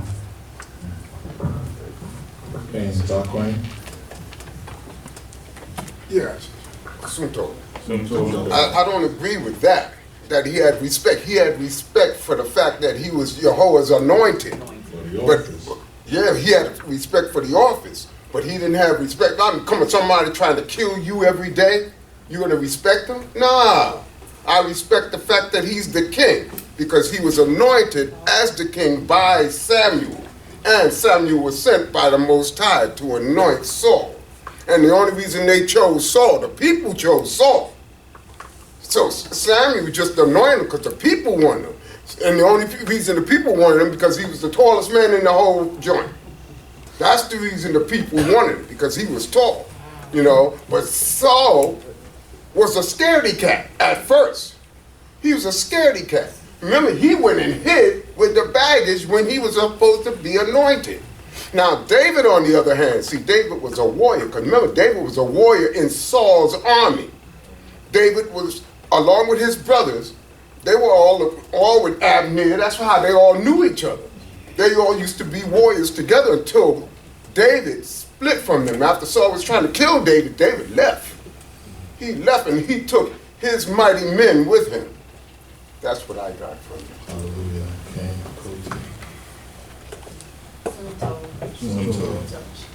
What stands out to me about at this moment?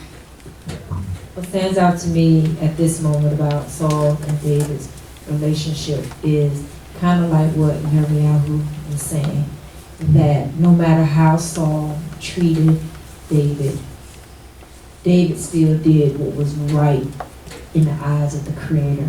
And that is what can be applied today. That is a lesson that we can apply in our own lives today, that no matter what people are doing or what someone does to you or whatnot, what's most important is that you still have to be right in the eyes of the Creator, because two wrongs do not make a right. Someone may be wronging you or whatnot, and it's easy to want to retaliate or get revenge or retaliate back, but that still makes you wrong in the eyes of the Creator.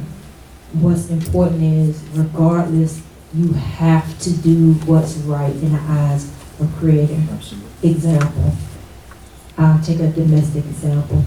Husband and wife, y'all may have had the worst argument, but as a wife, I can't say that, okay, he said this to me, or he mad at me, or he won't give me any money, so I'm not going to cook his meal. You still got to cook for him. You still got to pass him his food. You still got to do, because it's right in the eyes of the Most High. You may be angry at your husband or vice versa, but you still have to do what's right in the eyes of the Most High. And that's what I get from the relationship between Saul and David. Yeah. I can't take all the things, but I appreciate the dialogue and what people have said. So I'm going to get to other people during the course of this message that Yah is sharing with us, because this is not my message, this is the message that Yah is sharing with us. If you would turn to 1 Samuel, the 13th chapter.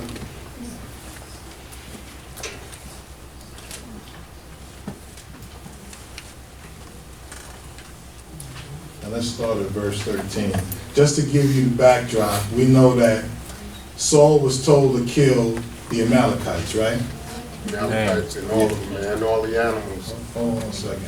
I need participation. So Saul was told to kill the Amalekites, right? Cain. Y'all hungry? Don't keep going. I need y'all to follow me. Come with me. So Saul was told to kill the Amalekites, right? Cain. All right. He was told to annihilate everything, right? Cain. So we know in the history that Saul did not do that, right? He did not follow the commandment of Yah. Y'all could have left them all, but it's okay, no problem. So now, after they come back from the war, this is what, once Samuel finds out what Saul did, this is what he had to say to him. And Samuel said to Saul, "Thou hast done foolishly." Why did he call him a fool? Why did he say he did something foolishly? Because he didn't follow what Yah told him to do. He killed the Amalekites. He killed some of them, kept the king, and then he brought back the animals. But what did Yah tell him to do? Kill everything. Kill everybody. Don't bring back nothing. Everybody's supposed to be wiped out. Okay? So he called them, he said, what you've done is foolish. Go ahead. Thou hast not kept the commandment of Yahweh thy power, which he commanded thee. For now would Yahweh have established thy kingdom upon Israel forever. But now thy kingdom shall not continue. Yahweh has sought him a man after his own heart. Wait a second. So now, after you hear that, you're told your kingdom won't be established at all. You're out of the job. You won't be president no more. And matter of fact, I'm going to choose somebody after my own heart. Now let's talk about that for a minute. What does it mean, or what did Yah mean when he said, I'm going to choose somebody after my own heart? Wisdom. Anybody. Somebody. Wisdom. What does that mean? How wrong? Some talk. Some talk. Speak up, please. I would think that means means somebody who's seeking the Most High's face. Someone who's seeking the Most High's face. Anybody got another example? All the Psalms that he wrote, because remember, David was writing all those Psalms when he was in the field watching sheep. So now, if you're a sheep watcher, you got to be very attentive. And then after he was writing the Psalms, all of those Psalms were written strictly to the Most High. That's how the Most High said, I'm seeking someone after my own heart. Cohane. Zum Tov Lechem. As we read in the book of Bereshit, where it says that we were made in the image of Yah. And so when you think about what the question is, Yah is looking for, he said that David was going to be chosen because he was a man after his own heart. David was compassionate.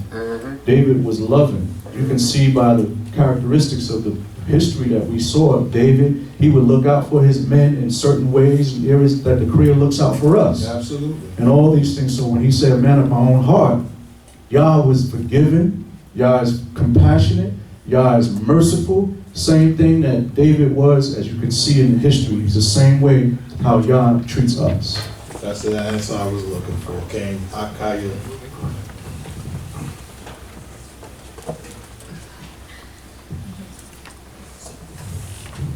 So my response is someone who's going to keep his laws, statutes, and commandments. That's what he was looking for, and that's what Dawid was going to provide. Okay. Very good. All of them matter, right? All of those points matter. Because only Yah knows what he means by heart. Jehovah don't have a heart like we got. You know, something, a vessel that pumps blood through your body. But it's really, as Cohane said, remember when Moshe went before Yah on Mount Sinai, and he said, I want to know who you are. And it said Jehovah put him in the cleft of a rock and covered his face. And he said with twain, he said, Jehovah, who is gracious, merciful, compassionate, long-suffering, all of those things. That's Yah's heart. That's Yah's heart. Let me show you something else before we get deep into this. So we understand that Jehovah wants somebody that he knows is going to do what he says do, and knows that this man has faults. We have faults, right or wrong? We got faults, man. We got some bad faults. But let me show you how powerful Jehovah is. Isaiah 55. Gaveri Shoshan, if you don't mind reading that for me. Isaiah 55, verse 3.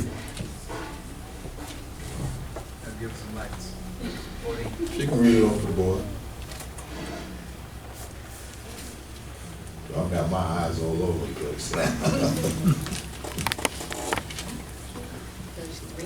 Verse 3.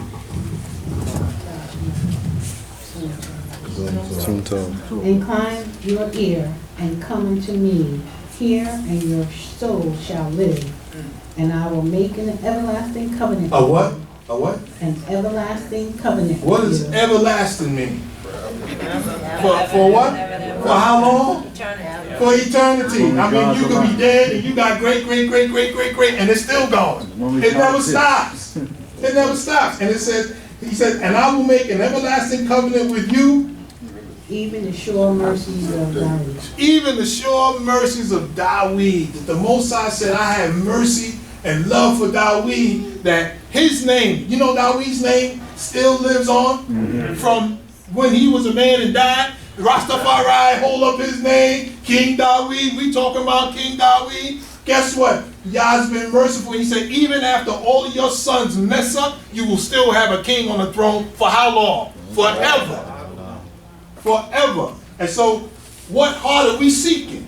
What heart are we seeking? We seeking Yah's heart, right? That's what we should be seeking, is Jehovah's heart. So, I'd like to go back to Samuel, the 31st chapter.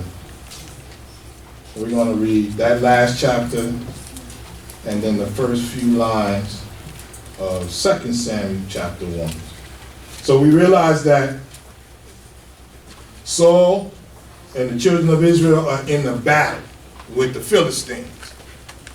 And we're at the point where, you know, the Israelites are losing. That's a typical story for us, is we're always losing. How many people would like to win? You ever get a scratch off? You scratch it off and you say, whoo, I won. Well, I got something, you know what I mean? You feel good. Well, guess what? We were losing this fight. And the reason on this wise. Hallelujah. Now the Philistines fought against Israel, and the men of Israel fled from before the Philistines and fell down slain in Mount Gilboa. And the Philistines followed hard upon Saul and upon his sons. And the Philistines slew Jonathan and Abinadab and Malchishua, the sons of Saul. I'm going to tell you something about the Creator. You don't think Yahweh wasn't watching how Saul was treating David? Yeah. The Creator was watching. And so now he stripped the kingdom from Saul. He had to not leave anybody behind that would give David a problem about this throne. So Jonathan, even though Jonathan was a different kind of guy from his father, he had to be wiped out too. And Saul had to witness that. Saul had to see his sons die before his eyes because you just would not follow the Creator. Go ahead. And the battle went sore against Saul, and the archers overtook him, and he was in great anguish by reason of the archers. Anybody ever seen a bow and arrow? I'm not talking about the little ones we make at home. I'm talking about a real serious bow and arrow. Those things are serious, man. That you got the skill to use that thing is just as fast as a bullet. And it penetrates the body. It'll mess up some organs, and depends on how it hits you, it can hit several organs and destroy. And so the archers were on him, and so they, you know, the Indians, the Cowboys, they shot him up. He's got arrows all over the place. So now he's like, look, I don't want to die like this.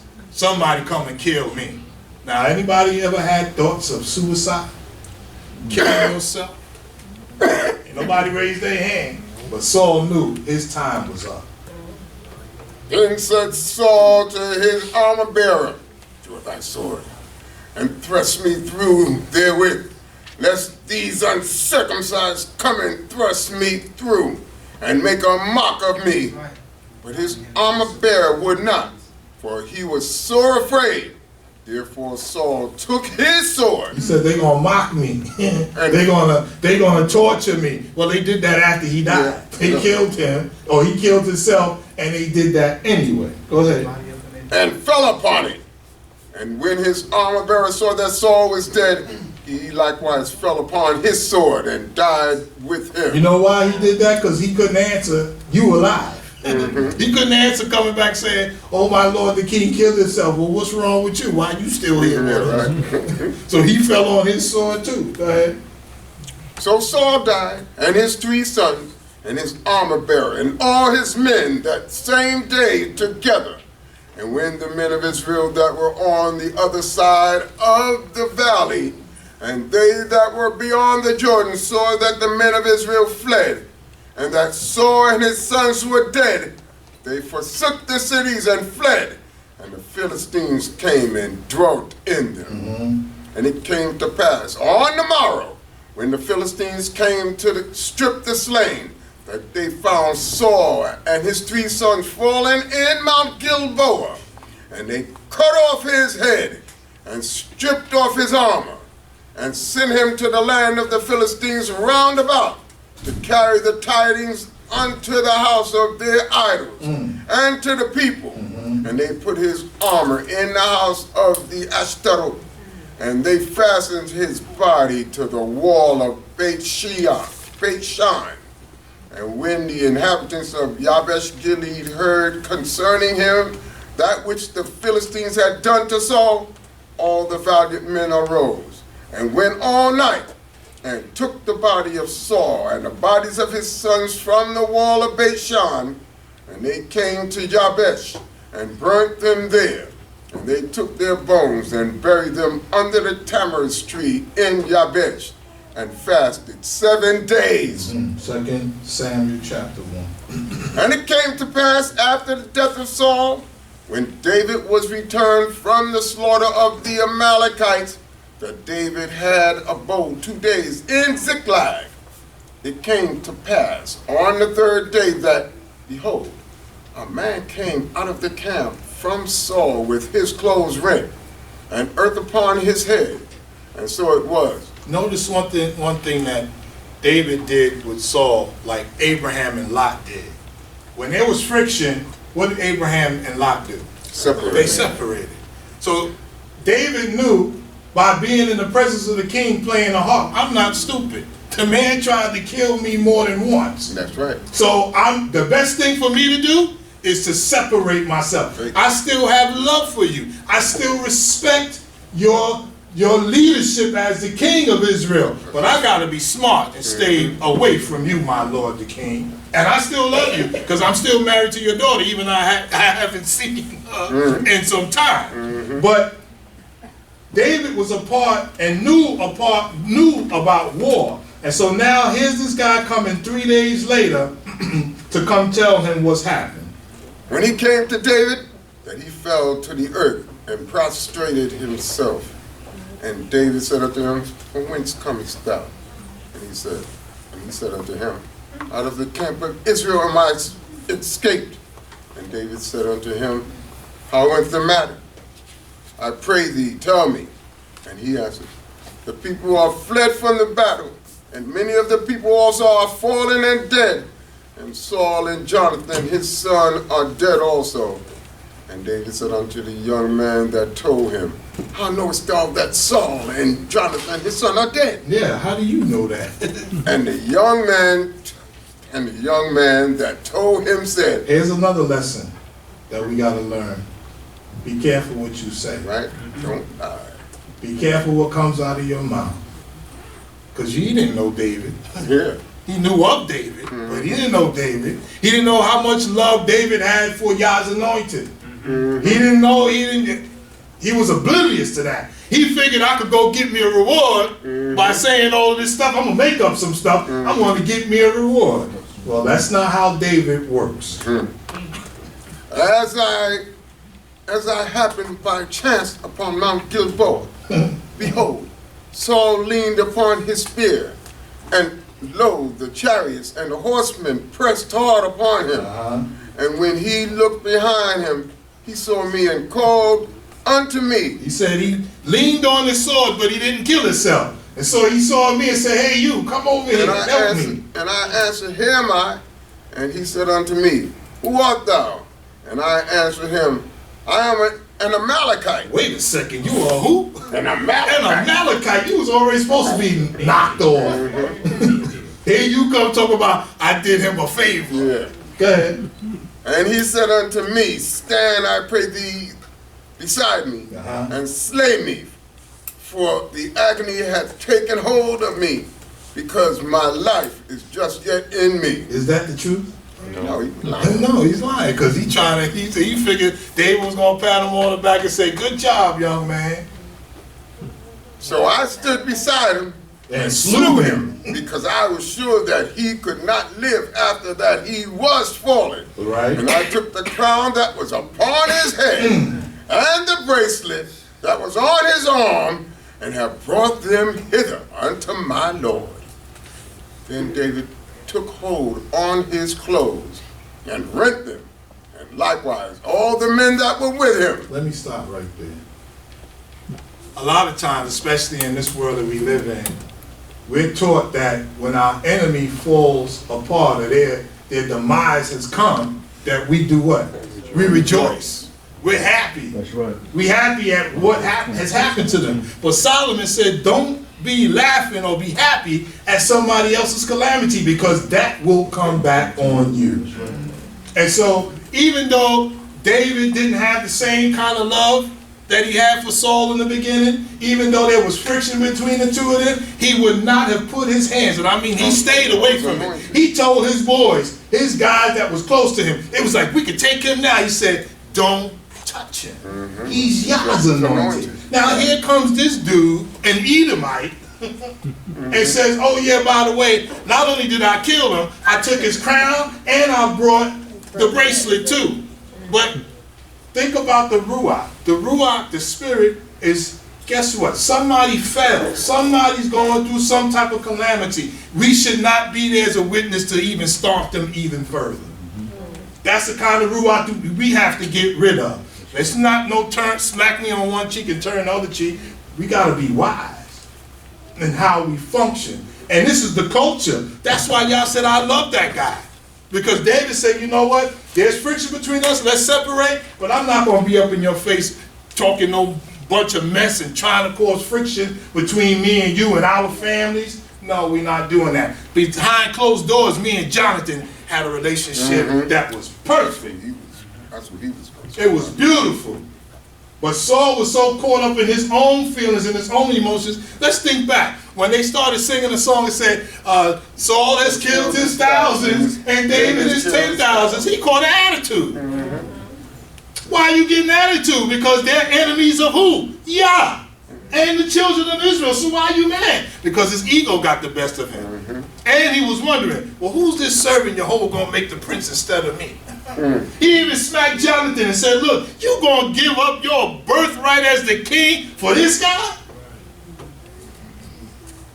Let Jehovah fight the battle. Jehovah knows better how to fight the battle. And so when we talk about the heart of Elohim, David is that guy. Said when he rent his clothes, he cried out. Because guess what? He loved Saul.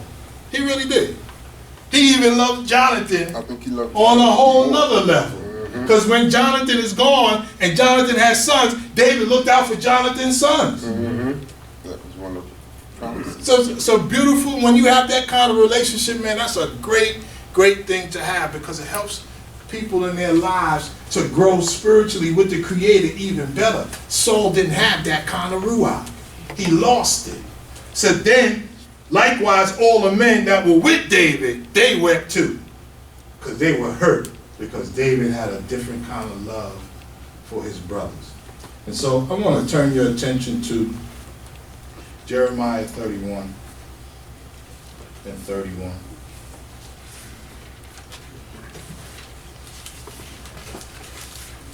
We've heard these teachings from Cohane Levy many, many times. Jeremiah 31, 31. 31, 31.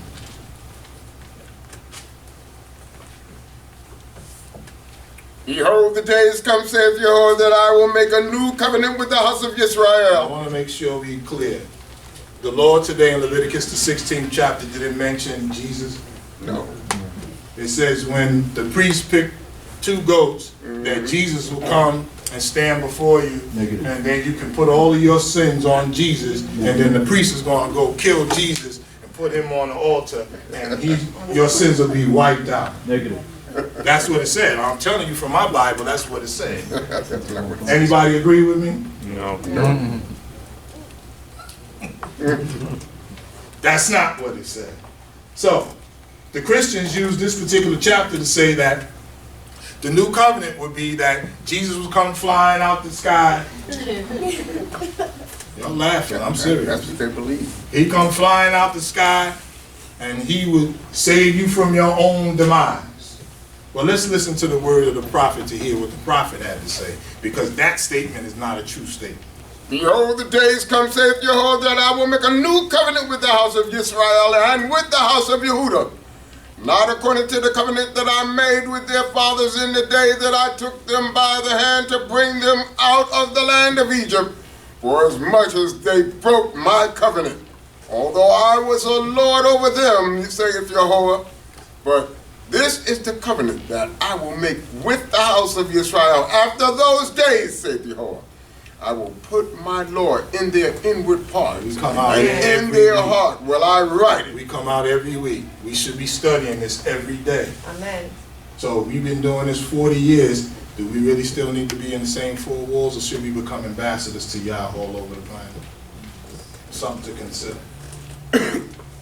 We've been studying this. We've been in that wilderness for 40 years like the children of Israel. And the next year, all those people were wiped out. They were gone. Now we're talking about another generation. How do we apply this on the next level that we're other people? Let me show you something. The relationship with Chester. How many people love that? Clap if you love that relationship. It's a powerful relationship. And although we may not agree on everything, there's something that we're supposed to be doing to bring a higher level of understanding and a higher level of brotherhood and sisterhood. And so it doesn't always fall that we got to stay in the same 4 walls. There's a nation. Cohen Eliel said a couple of Shabbat ago that we're not a congregation. We shouldn't be just a congregation. Every congregationalism is dead. Well, guess what? We are a nation. Amen. All of that is coming together now. And so these laws, these statutes, these type of spirits that we have to start not only living it, but teaching it. And you teach it by how? Living it. That's how we practice it. That's how we become teachers to other people, is by practicing it. And so it says in the 33rd verse, but this is the covenant I will make with the house of Israel after those days, saith Jehovah. I will put my law in their inward parts, and in their heart will I write it. And I will be their power, and they shall be my people. How many times did David sit down and read the Torah? It's not recorded. How many times did the Abraham sit down and read the Torah? It wasn't written. It wasn't one. But where was it? It was in his essence. He knew it. He knew the difference between right and wrong. And so that's what we have to do. We have to work all of this stuff out. Yah's put it in us. We know this stuff. We know it. We got to start trusting that we know it. And we have to trust the fact that we're going to do the right thing. And when we fall apart, then we have to redirect and we have to say, I'm sorry. I apologize. Humble myself to the fact that I was wrong. And that starts from the top all the way down to the bottom. Nobody escapes it. The Jehovah's tell the elders, it's okay, y'all don't have to keep the fast because y'all are getting older. He said everybody afflict themselves because everybody is guilty. When we sing Am Shamnu, that's everybody. Everybody is singing that because we all want to have Yah favor us, right? Anybody looking for favor? Anybody looking for mercy? Anybody looking for compassion? Well, guess what? In order to ask Yah for compassion, you got to be compassionate. That's how it works. The universe gives and takes. The universe also is always constantly moving forward. You know, I've never seen the universe say, oh, we're going to stop in our tracks and we're going to spin this way now. Everything about Yah and what he does is forward motion. Forward motion. Doesn't stop. And so when we have those friction that causes us to separate, back away, whatever it is, we still have to constantly keep moving forward. That means that I have to change. You have to change. And it has to be earnest. It has to be sincere. It can't be, okay, Torah Yah, came to Yom Kippur, my mouth is dry, but now Shabbat over, I got my suit, back to it again. That's not how this works. We should have grown beyond that, right? We're not the same as these young men. I remember when coming up Yom Kippur on 539 Belmont, it seemed like Yom Kippur was always the hottest and the longest day. Yes. But that's the mind of a child. This day is going to be over in a couple of hours. A couple of hours. And then if you had one of the Cohane that talks forever, or it seemed like they talked forever, it just made the day that much longer. But Torah Yah, this is a day where we gotta refocus. We gotta refocus. New challenges. A new individual is appearing. I bet you all of the children that had some type of vice, when Yom Kippur is over, those vices usually leave. In other words, if you see a child that always sucking on a bakboo, usually after Yom Kippur, they ditch that. Somebody sucking a thumb. They don't want to see the thumb anymore. They want food. So if a child can make the adjustment, that means an adult can make the adjustment. We all have to make the adjustment. Switch gears real quick. James Allen, Bavakasha. How's everybody feel? Amatziyah.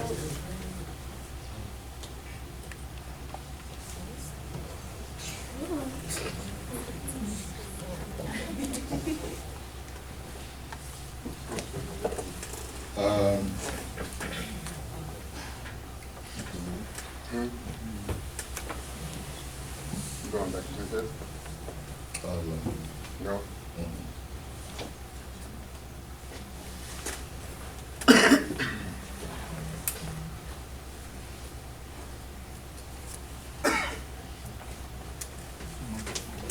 It's called the book is called The Life Triumphant. And the chapter is manliness, womanliness, and and sincerity.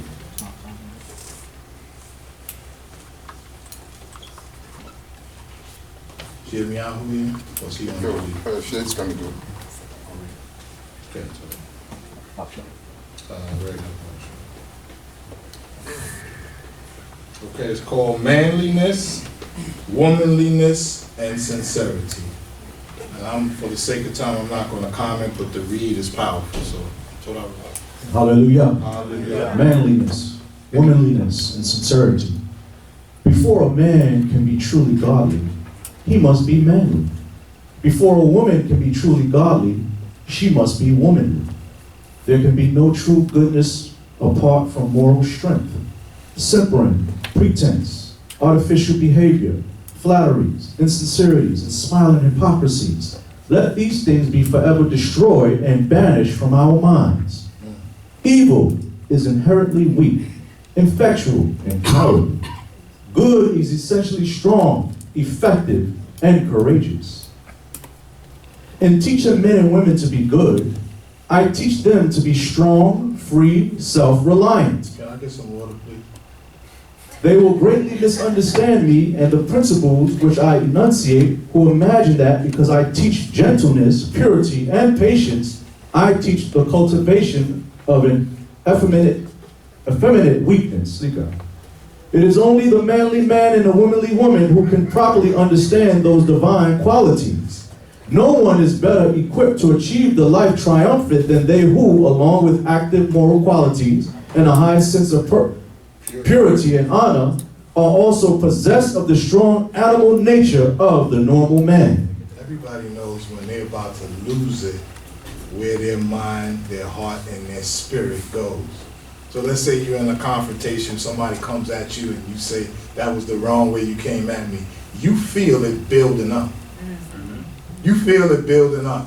I call mine Ya'elia, but what do you call yours? Because I know, once it starts rumbling, you know that's the animal side of me. The other side of me is to humble myself, listen to what you're saying, receive it, and we can have a dialogue versus me just saying, I'm losing. Go ahead. That animal force, which in various forms surges within you, right, and which in the hour of excitement, at the hour we call it of excitement, carries you blindly away, causing you to forget your higher nature. Your higher nature, your Yah nature. And to forfeit your manly dignity and honor. That same force controlled, mastered, and rightly directed will endow you with the divine strength by which you can achieve the highest, noblest, most blissful victories of true living. The savage within you is to be scourged and disciplined into obedience. How many people have a savage? Come on now. Some people got both hands up. I got multiple savages. Savage is that side of your ruach that just isn't good. When it comes to dealing with confrontation, that's the side of you that's just like, yeah, really? You thinking of the worst thing to do to them because you don't like what they saying or how they're behaving, right? So we all, whether you raise your hand or not, you have a beast. That's right. You are to be the master of your heart. You got to be master over your beast. Your mind. Yeah, that's the beast too. Yourself. Your who? Yourself. You. You got to be in control over you. You can't put that on nobody else. Man is only weak and abject when he gives up the reins of government to the lower instead of directing the lower by the higher. Your passions are to be your servants and slaves, not your masters. You hear that? Read that one more time. Your passions are to be your servants and slaves, not your masters. Usually your passions are something that is negative. Your desire, you know, the things that you like to do that nobody else knows that you like to do that. Right. So he's saying, you can't let those things control you. Vices. Right? I remember who smoked cigarettes before. I'm the only one. Boy, a cigarette was good after a meal. As soon as you finish eating, you right? The worst time was after Shabbat when you didn't smoke for 24 hours. You be dizzy. But now we understand that vice is actually cutting our lives short. Right? Right. That gives you more health issues. And so every vice that you think is good, it may not be good for your health. And it's not just talking about your physical health. We're talking mental, spiritual. Some people, they say, I need a cigarette to calm down. Why? You can't calm yourself down. Say that. There's no discipline. It's the nicotine that calms you down. Say that. Or Bob Marley. Addiction about that. Say that. Addiction. You follow what I'm saying? Are we on the same page? I didn't lose you. All right, let's go. Stay right there. See that you keep them in their places, duly controlled and commanded. Put them in their boxes. The same thing applies when you have friction or you have trauma. Trauma, you have to work it out. You have to fight through it. You can't just say, I'm going to put everything in a proper box where it belongs. Because guess what? You never forget it. You never forget what happens to you. You just got to put it in a place that it don't affect you. And they shall render you faithful, strong, and happy servants. You are not vile. Don't stop saying I ain't gonna never be nothing. I'm this. I'm bad. That's not why you were brought on this planet. Right. That's not your purpose, to be a vile, contemptible individual. The Creator is not, he's the master of good, he's the master of evil. Amen. He brought you on a planet to be a person of purpose, to fulfill his will. Amen. His will. And so anytime you lump on yourself, I'm not worthy, I'm not this, be worthy. Mm-hmm. Do Yah's will. David was worthy. Yah said he's got an everlasting throne forever. You can't change that. The Europeans trying to change that. He's trying to wipe us out because he don't know which one of y'all is King David. He don't know which one of y'all is that priest Tzadoq that's going to come out. I got the name. I might not have the spirit. I hope I do. And I hope that one of my sons might be one of those priests. The sons of Tzadoq. You follow what I'm saying? Sure. And so again, we cannot be the people of Yah. We don't bring negativity or harm or dirt or anything upon our root coat because it's anti-Yah. Anti-Yah. So we work through this process. We work through all of this stuff that's been hurtful. We've been through some stuff, man. Yeah. We've been through some stuff, and it ain't all the white man's fault either. Right. Okay. This stuff is our fault. We rejected Jehovah before the white man could even know what a spoon or fork was. So we could blame him, or Jehovah just used him as a tool to give you a good old mocker. That's right. Now, the job is done, and he went overboard. Guess who's going to deal with him? Amen. Now we got to do ours. Rise to your fullest potential. Maybe today, maybe before Yom Kippur, I don't know. Even a small step is what? A step. It's progress. Get another long journey. The journey's not over until you're dead. And the journey still ain't over. If Jehovah put you back in the earth, you on the journey again. Tell you ain't in control. Let's move. There is no part of your body or mind that is vile. Nature does not make mistakes. The universe is framed on truth. On what? Truth. All your functions, faculties, and powers are good. And to direct them rightly is wisdom, holiness, and happiness. To direct them wrongly is folly, sin, and misery. The power is within our hands, within our grasp.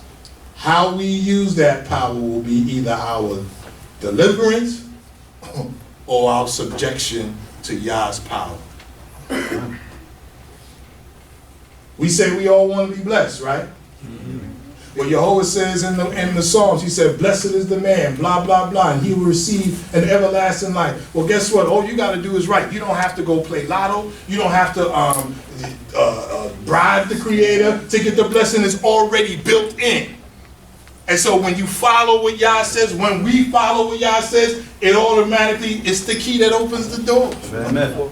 It's the key that opens the door. You know, you ever fumbled with your keys trying to open up the door and you got a stain? You like you doing the dance and you're like, oh, which key, which key? Try to figure it out. But the way Yah works is you got a color-coded key. And a color-coded key, you remember which one it is, you can get right in the door right away. Men waste themselves in excesses, in bad tempers, hatreds, in what? Bad tempers, hatreds, gluttonies, and unworthy and unlawful pleasures, and then blame life. They blame life or they blame other people. It's their fault that I did that. They should blame themselves. A man should have more self-respect than to abuse his nature in any way. To abuse his what? His nature. Nature, who he really is. Go ahead, come on. He should command himself always. Should avoid excitement and hurry. Should be too noble to give way to anger, to resent the actions and opinions of others, or fruitlessly to argue with an abusive and cantankerous assailant. Powerful thoughts, right? Let's go. A quiet, unobtrusive, and unoffending dignity is the chief mark of a ripe and perfect manhood. Please keep that in mind, brothers. Keep that in mind. A quiet, unobtrusive, and unoffending dignity is the chief mark of a ripe, mature. Ripe means mature. And perfect manhood. Let's move. Honor others and respect yourself. Honor others, and that's how you give respect to yourself. Choose your own path and walk it. Choose whose path? Your own path. Your own path. All these people in here, I don't have no mind control over none of y'all. Everybody has to do their own job to make sure that their path is a blessed one. And if you don't choose the blessed path, what did Moses say? He said, choose life. Or choose death. Well, I'm telling you, it's an open book. Choose life. Walk with a firm, unflinching step, but avoid a meddlesome interference with others. In the true man, opposing qualities are blended and harmonized. A yielding kindness accompanies an unbending strength. Then we ask, what is the heart of Yah? That's the heart of Yah. Read that again, Cohane. A yielding, you want me to read it from the beginning? In the true man, opposing qualities are blended and harmonized. A yielding kindness accompanies an unbending strength. What's going on? See, today's Yom Kippur. That's the devil. That's the devil trying to stop the That's how we observe Yom Kippur today. Exactly. Shalom Aleichem. I won't talk to you later. Come on. He adapts himself gently and wisely to others without sacrificing the steadfast principles upon which his manhood is You built. don't have to waver from the right principles. You don't have to go around beating on your chest like a gorilla for people to think that, you know, that's your strength. That's actually a weakness. And so he's saying, stand firm, be kind. Any of these things that apply to you, those are the things that we got to fix. Because everything that's being said may not fit you, but there are some things that fit you. And those things have to be worked out internally. You can't just say, okay, Yom Kippur,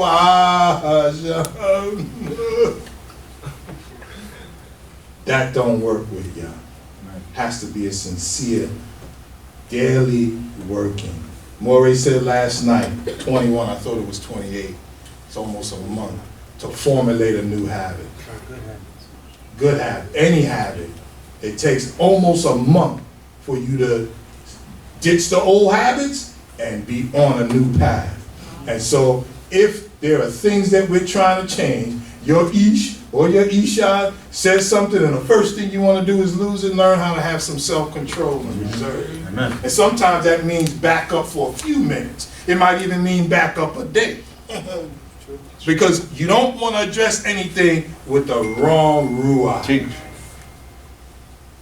You did, and guess what? If you do, because it all comes down to, you probably will.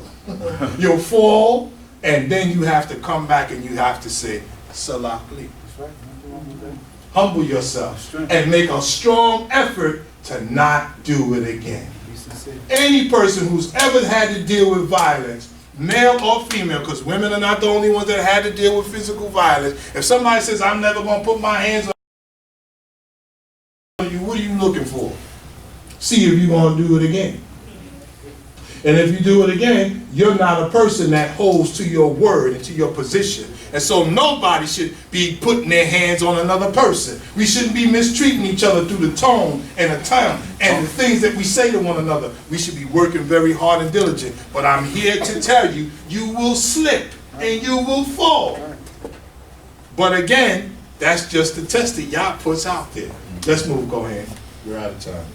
To have that iron strength that can go calmly to death rather than yield one jot of truth, along with that tender sympathy that can shield the weak and mistaken enemy, is to be manly with a divine manhood. Be true. Be true to the dictates of your own conscience and respect all who do the same, even though their conscience should lead them in a direction. The reverse of your own. Guess what? Because everybody's story is not like yours. That's right. We don't share the same thoughts. We don't share the same feelings. If we were, then we'd be robots. Yahweh is perfect in everything that he does. You know what? None of us share the same DNA. Some of us don't even look the same. And we come from the same, probably same mother and father. Yahweh gave us all something different. And so, if I'm thinking like you and he's thinking like him, and everybody don't think the same. Everybody don't even react the same. That's right. So respect that. And when we respect that, then we can respect the uniqueness that each one of us have. Say that. But because I don't agree with you, you got an attitude. That's why Abraham and Lot said it's best for you and I to separate, because we don't see the same. We don't see it the same. So sometimes we just gotta separate. Let's move. One of the most unmanly tendencies is to pity another because he chooses opinions or religion contrary to those of oneself. Right. Why pity a man because he is agnostic, or an atheist, or Buddhist, or a Christian? Because he does not hold this opinion or that belief? You know, my aunt, we did a funeral together, and she started that, she started doing that, praise the Lord. I'm trying to keep myself reserved, but I have to respect where she is in her life. All right. Respect that. Just because you don't agree, respect that's where they are. And pray to Yah that he can help them to overcome that's where they are. Everybody's not a strict Israelite like you and I. Supposedly. Everybody ain't that way. And then if we went over to the continent and they said, oh, that's how y'all keep Sukkot? Everybody's doing something different. Don't forget, we're 12 different sons of Jacob. Think about the sons of Jacob when Jacob was dealing with them. We're still the same people. Such pity should be rightly named content. Say what? Such pity should be rightly named content. It is the office of pity to feel for the weak, the afflicted, and the helpless. Pity never says, I pity you. It does kind deeds. It is superciliousness that professes pity for the strong. Let me try that again. It is superciliousness that professes pity for the strong, the self-reliant, for those who have the courage to mark out their own path and to walk it boldly. Why should he be forced to hold my opinion or yours? If what I say and do appeal to his reason and conscience is right, then he will be one with me and will work hand in hand with me. Right. That's why we got the spirit. We don't agree on the calendar. Right? We don't. Y'all follow the Jewish calendar. We follow the crescent moon. And then somebody else follows the equinox and the solstice. We ain't mad at you. We all trying to find our way. Right? And we, at the end of the day, we still mishpachah. Right. We should still love each other. But I'm going to tell you something. the house of Israel. Maury Zerubbabel and then moved to Georgia, and I promise you, every Shabbat it was like we were having a boxing match. By the time I got to the car, I wanted to sleep. One time I slept in my car at the dump because I was just done. But now, over 25, 30 years of that type relationship, it was like the first 5 years, I was like, man, I can't keep doing that. And so now, just because they keep Shabbat when the sun come up on Saturday, that's still my family. I still love those brothers. We go way back. When I didn't have no children, and they didn't have any children, and my daughter's almost 30. Sheesh. I had to think about that for a minute. So again, brotherhood, true brotherhood, being a man, being a woman, and being sincere and honest, and really tightening up on, let me tell you something, the enemy loves how we treat each other because he don't have to do no work. Sit back and relax. He sits back and chill and see all of the disarray that happens amongst us. And we publicize it on YouTube. True. Social media. We put it out there. And the man say, you see? Okay, let's go make this paper real quick. Because they doing it all on their own. Willie Lynch. Come on, let's move. I got like 6 minutes. Okay. But if my work be not his work, he is nonetheless a man. He has his duty. You heard that? Say that again. But if my work be not his work, if we don't share the same role and responsibility, he is nonetheless a man. He's still a man. He has his. Respect him. Respect that sister. She's still a sister. Don't care how many years you have over her or younger. Respect. Respect goes a long way. And when you don't have respect and you think you know it all, people will lose respect for you. All of the respect that you have, you lose it. He has his duty. He has his duty. Though it not be my duty. Right. When I meet one who is self-respecting and who dares to think for himself, I will salute him as a man and not harbor in my heart a contemptible pity for him, because indeed he rejects my conclusion. I just don't agree. We got to be able to say, I still love you, bro. I just don't agree. And guess what? We can walk away from each other with love still in our heart, and we can still accomplish a goal. That's right. If we are to be responsible, self-acting beings in a law-begotten universe, let us be masters of our own wills and respect the free will of others. If we are not to be strong, if we are to be strong and manly, let us be large-hearted and magnanimous. If we are to triumph over the miseries of life, let us rise superior to the pettiness of our nature. To rise, do what? He didn't say fall, he said rise above it. And sometimes that takes a little time. Sometimes you have to sit down and bethink yourself, right? 21 days. And say, okay, maybe I was on the right path, but I don't need to feed into that. Let me do something else. Let me keep myself occupied in the stuff I need to occupy myself with. Men weep in their weakness and cry out in misery of heart and degradation of mind. How plain, then, is the way of emancipation. How sublime the task of triumph. Be master of yourself. Eliminate weakness.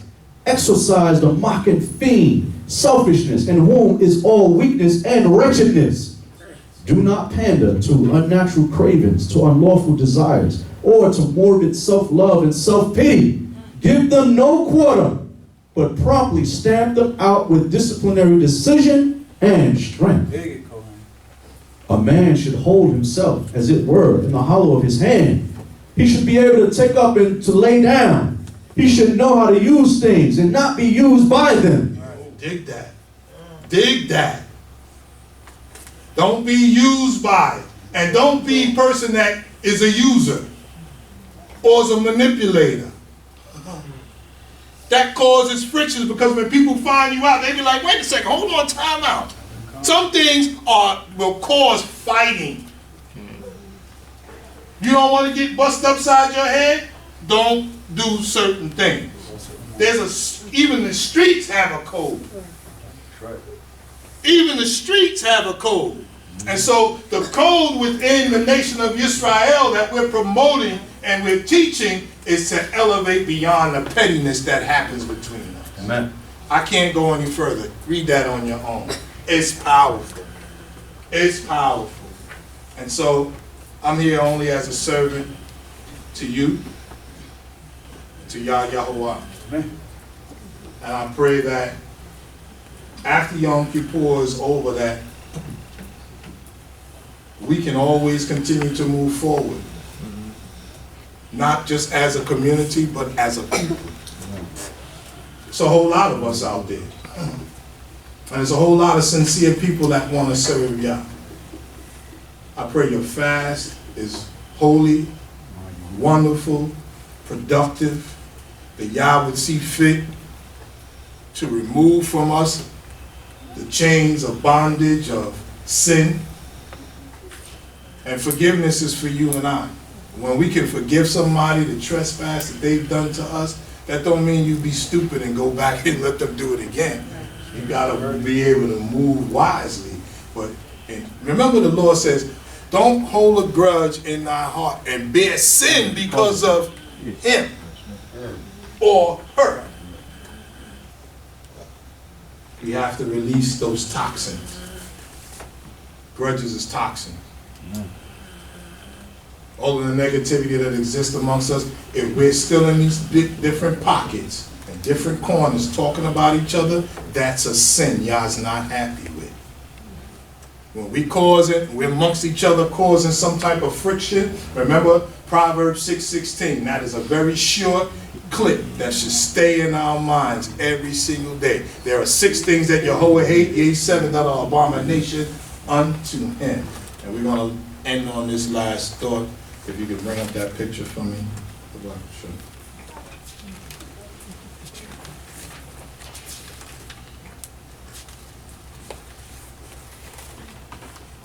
I think I sent it on WhatsApp.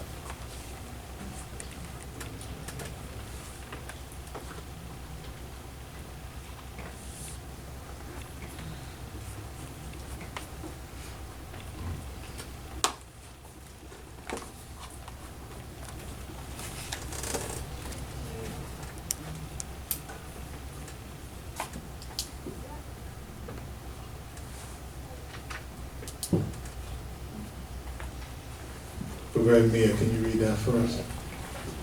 Your belief doesn't make you a better person. Your behavior does. One more time. Your belief doesn't make you a better person. Your behavior does.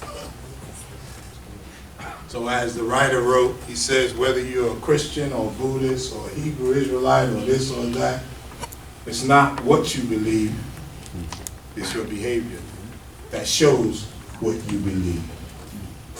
So when you say, I believe in the true and living God, the God of Abraham, Isaac, and Jacob, there's a behavior that must be displayed with that. We all fall into the pit at one time or another, and that's why we have a day like Yom Kippur. Honor, praise, respect to Yehovah, love, respect unto you all. Selah.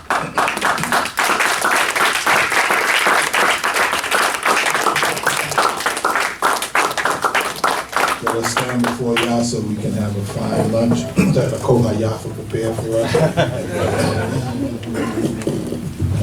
You all will be called in by age order. 5 more days. We lift up our hands unto the Holy One of Israel, praying that his blessing will be upon us through the completion of this day. May he even find our fast, our affliction before him acceptable.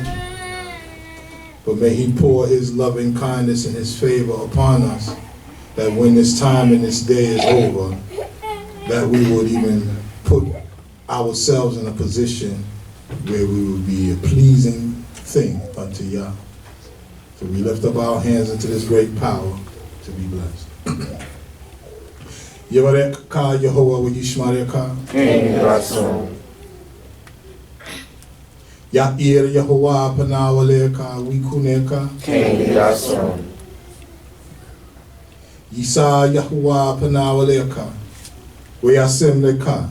Shalom. Shalom. Yahuwah bless thee and keep thee.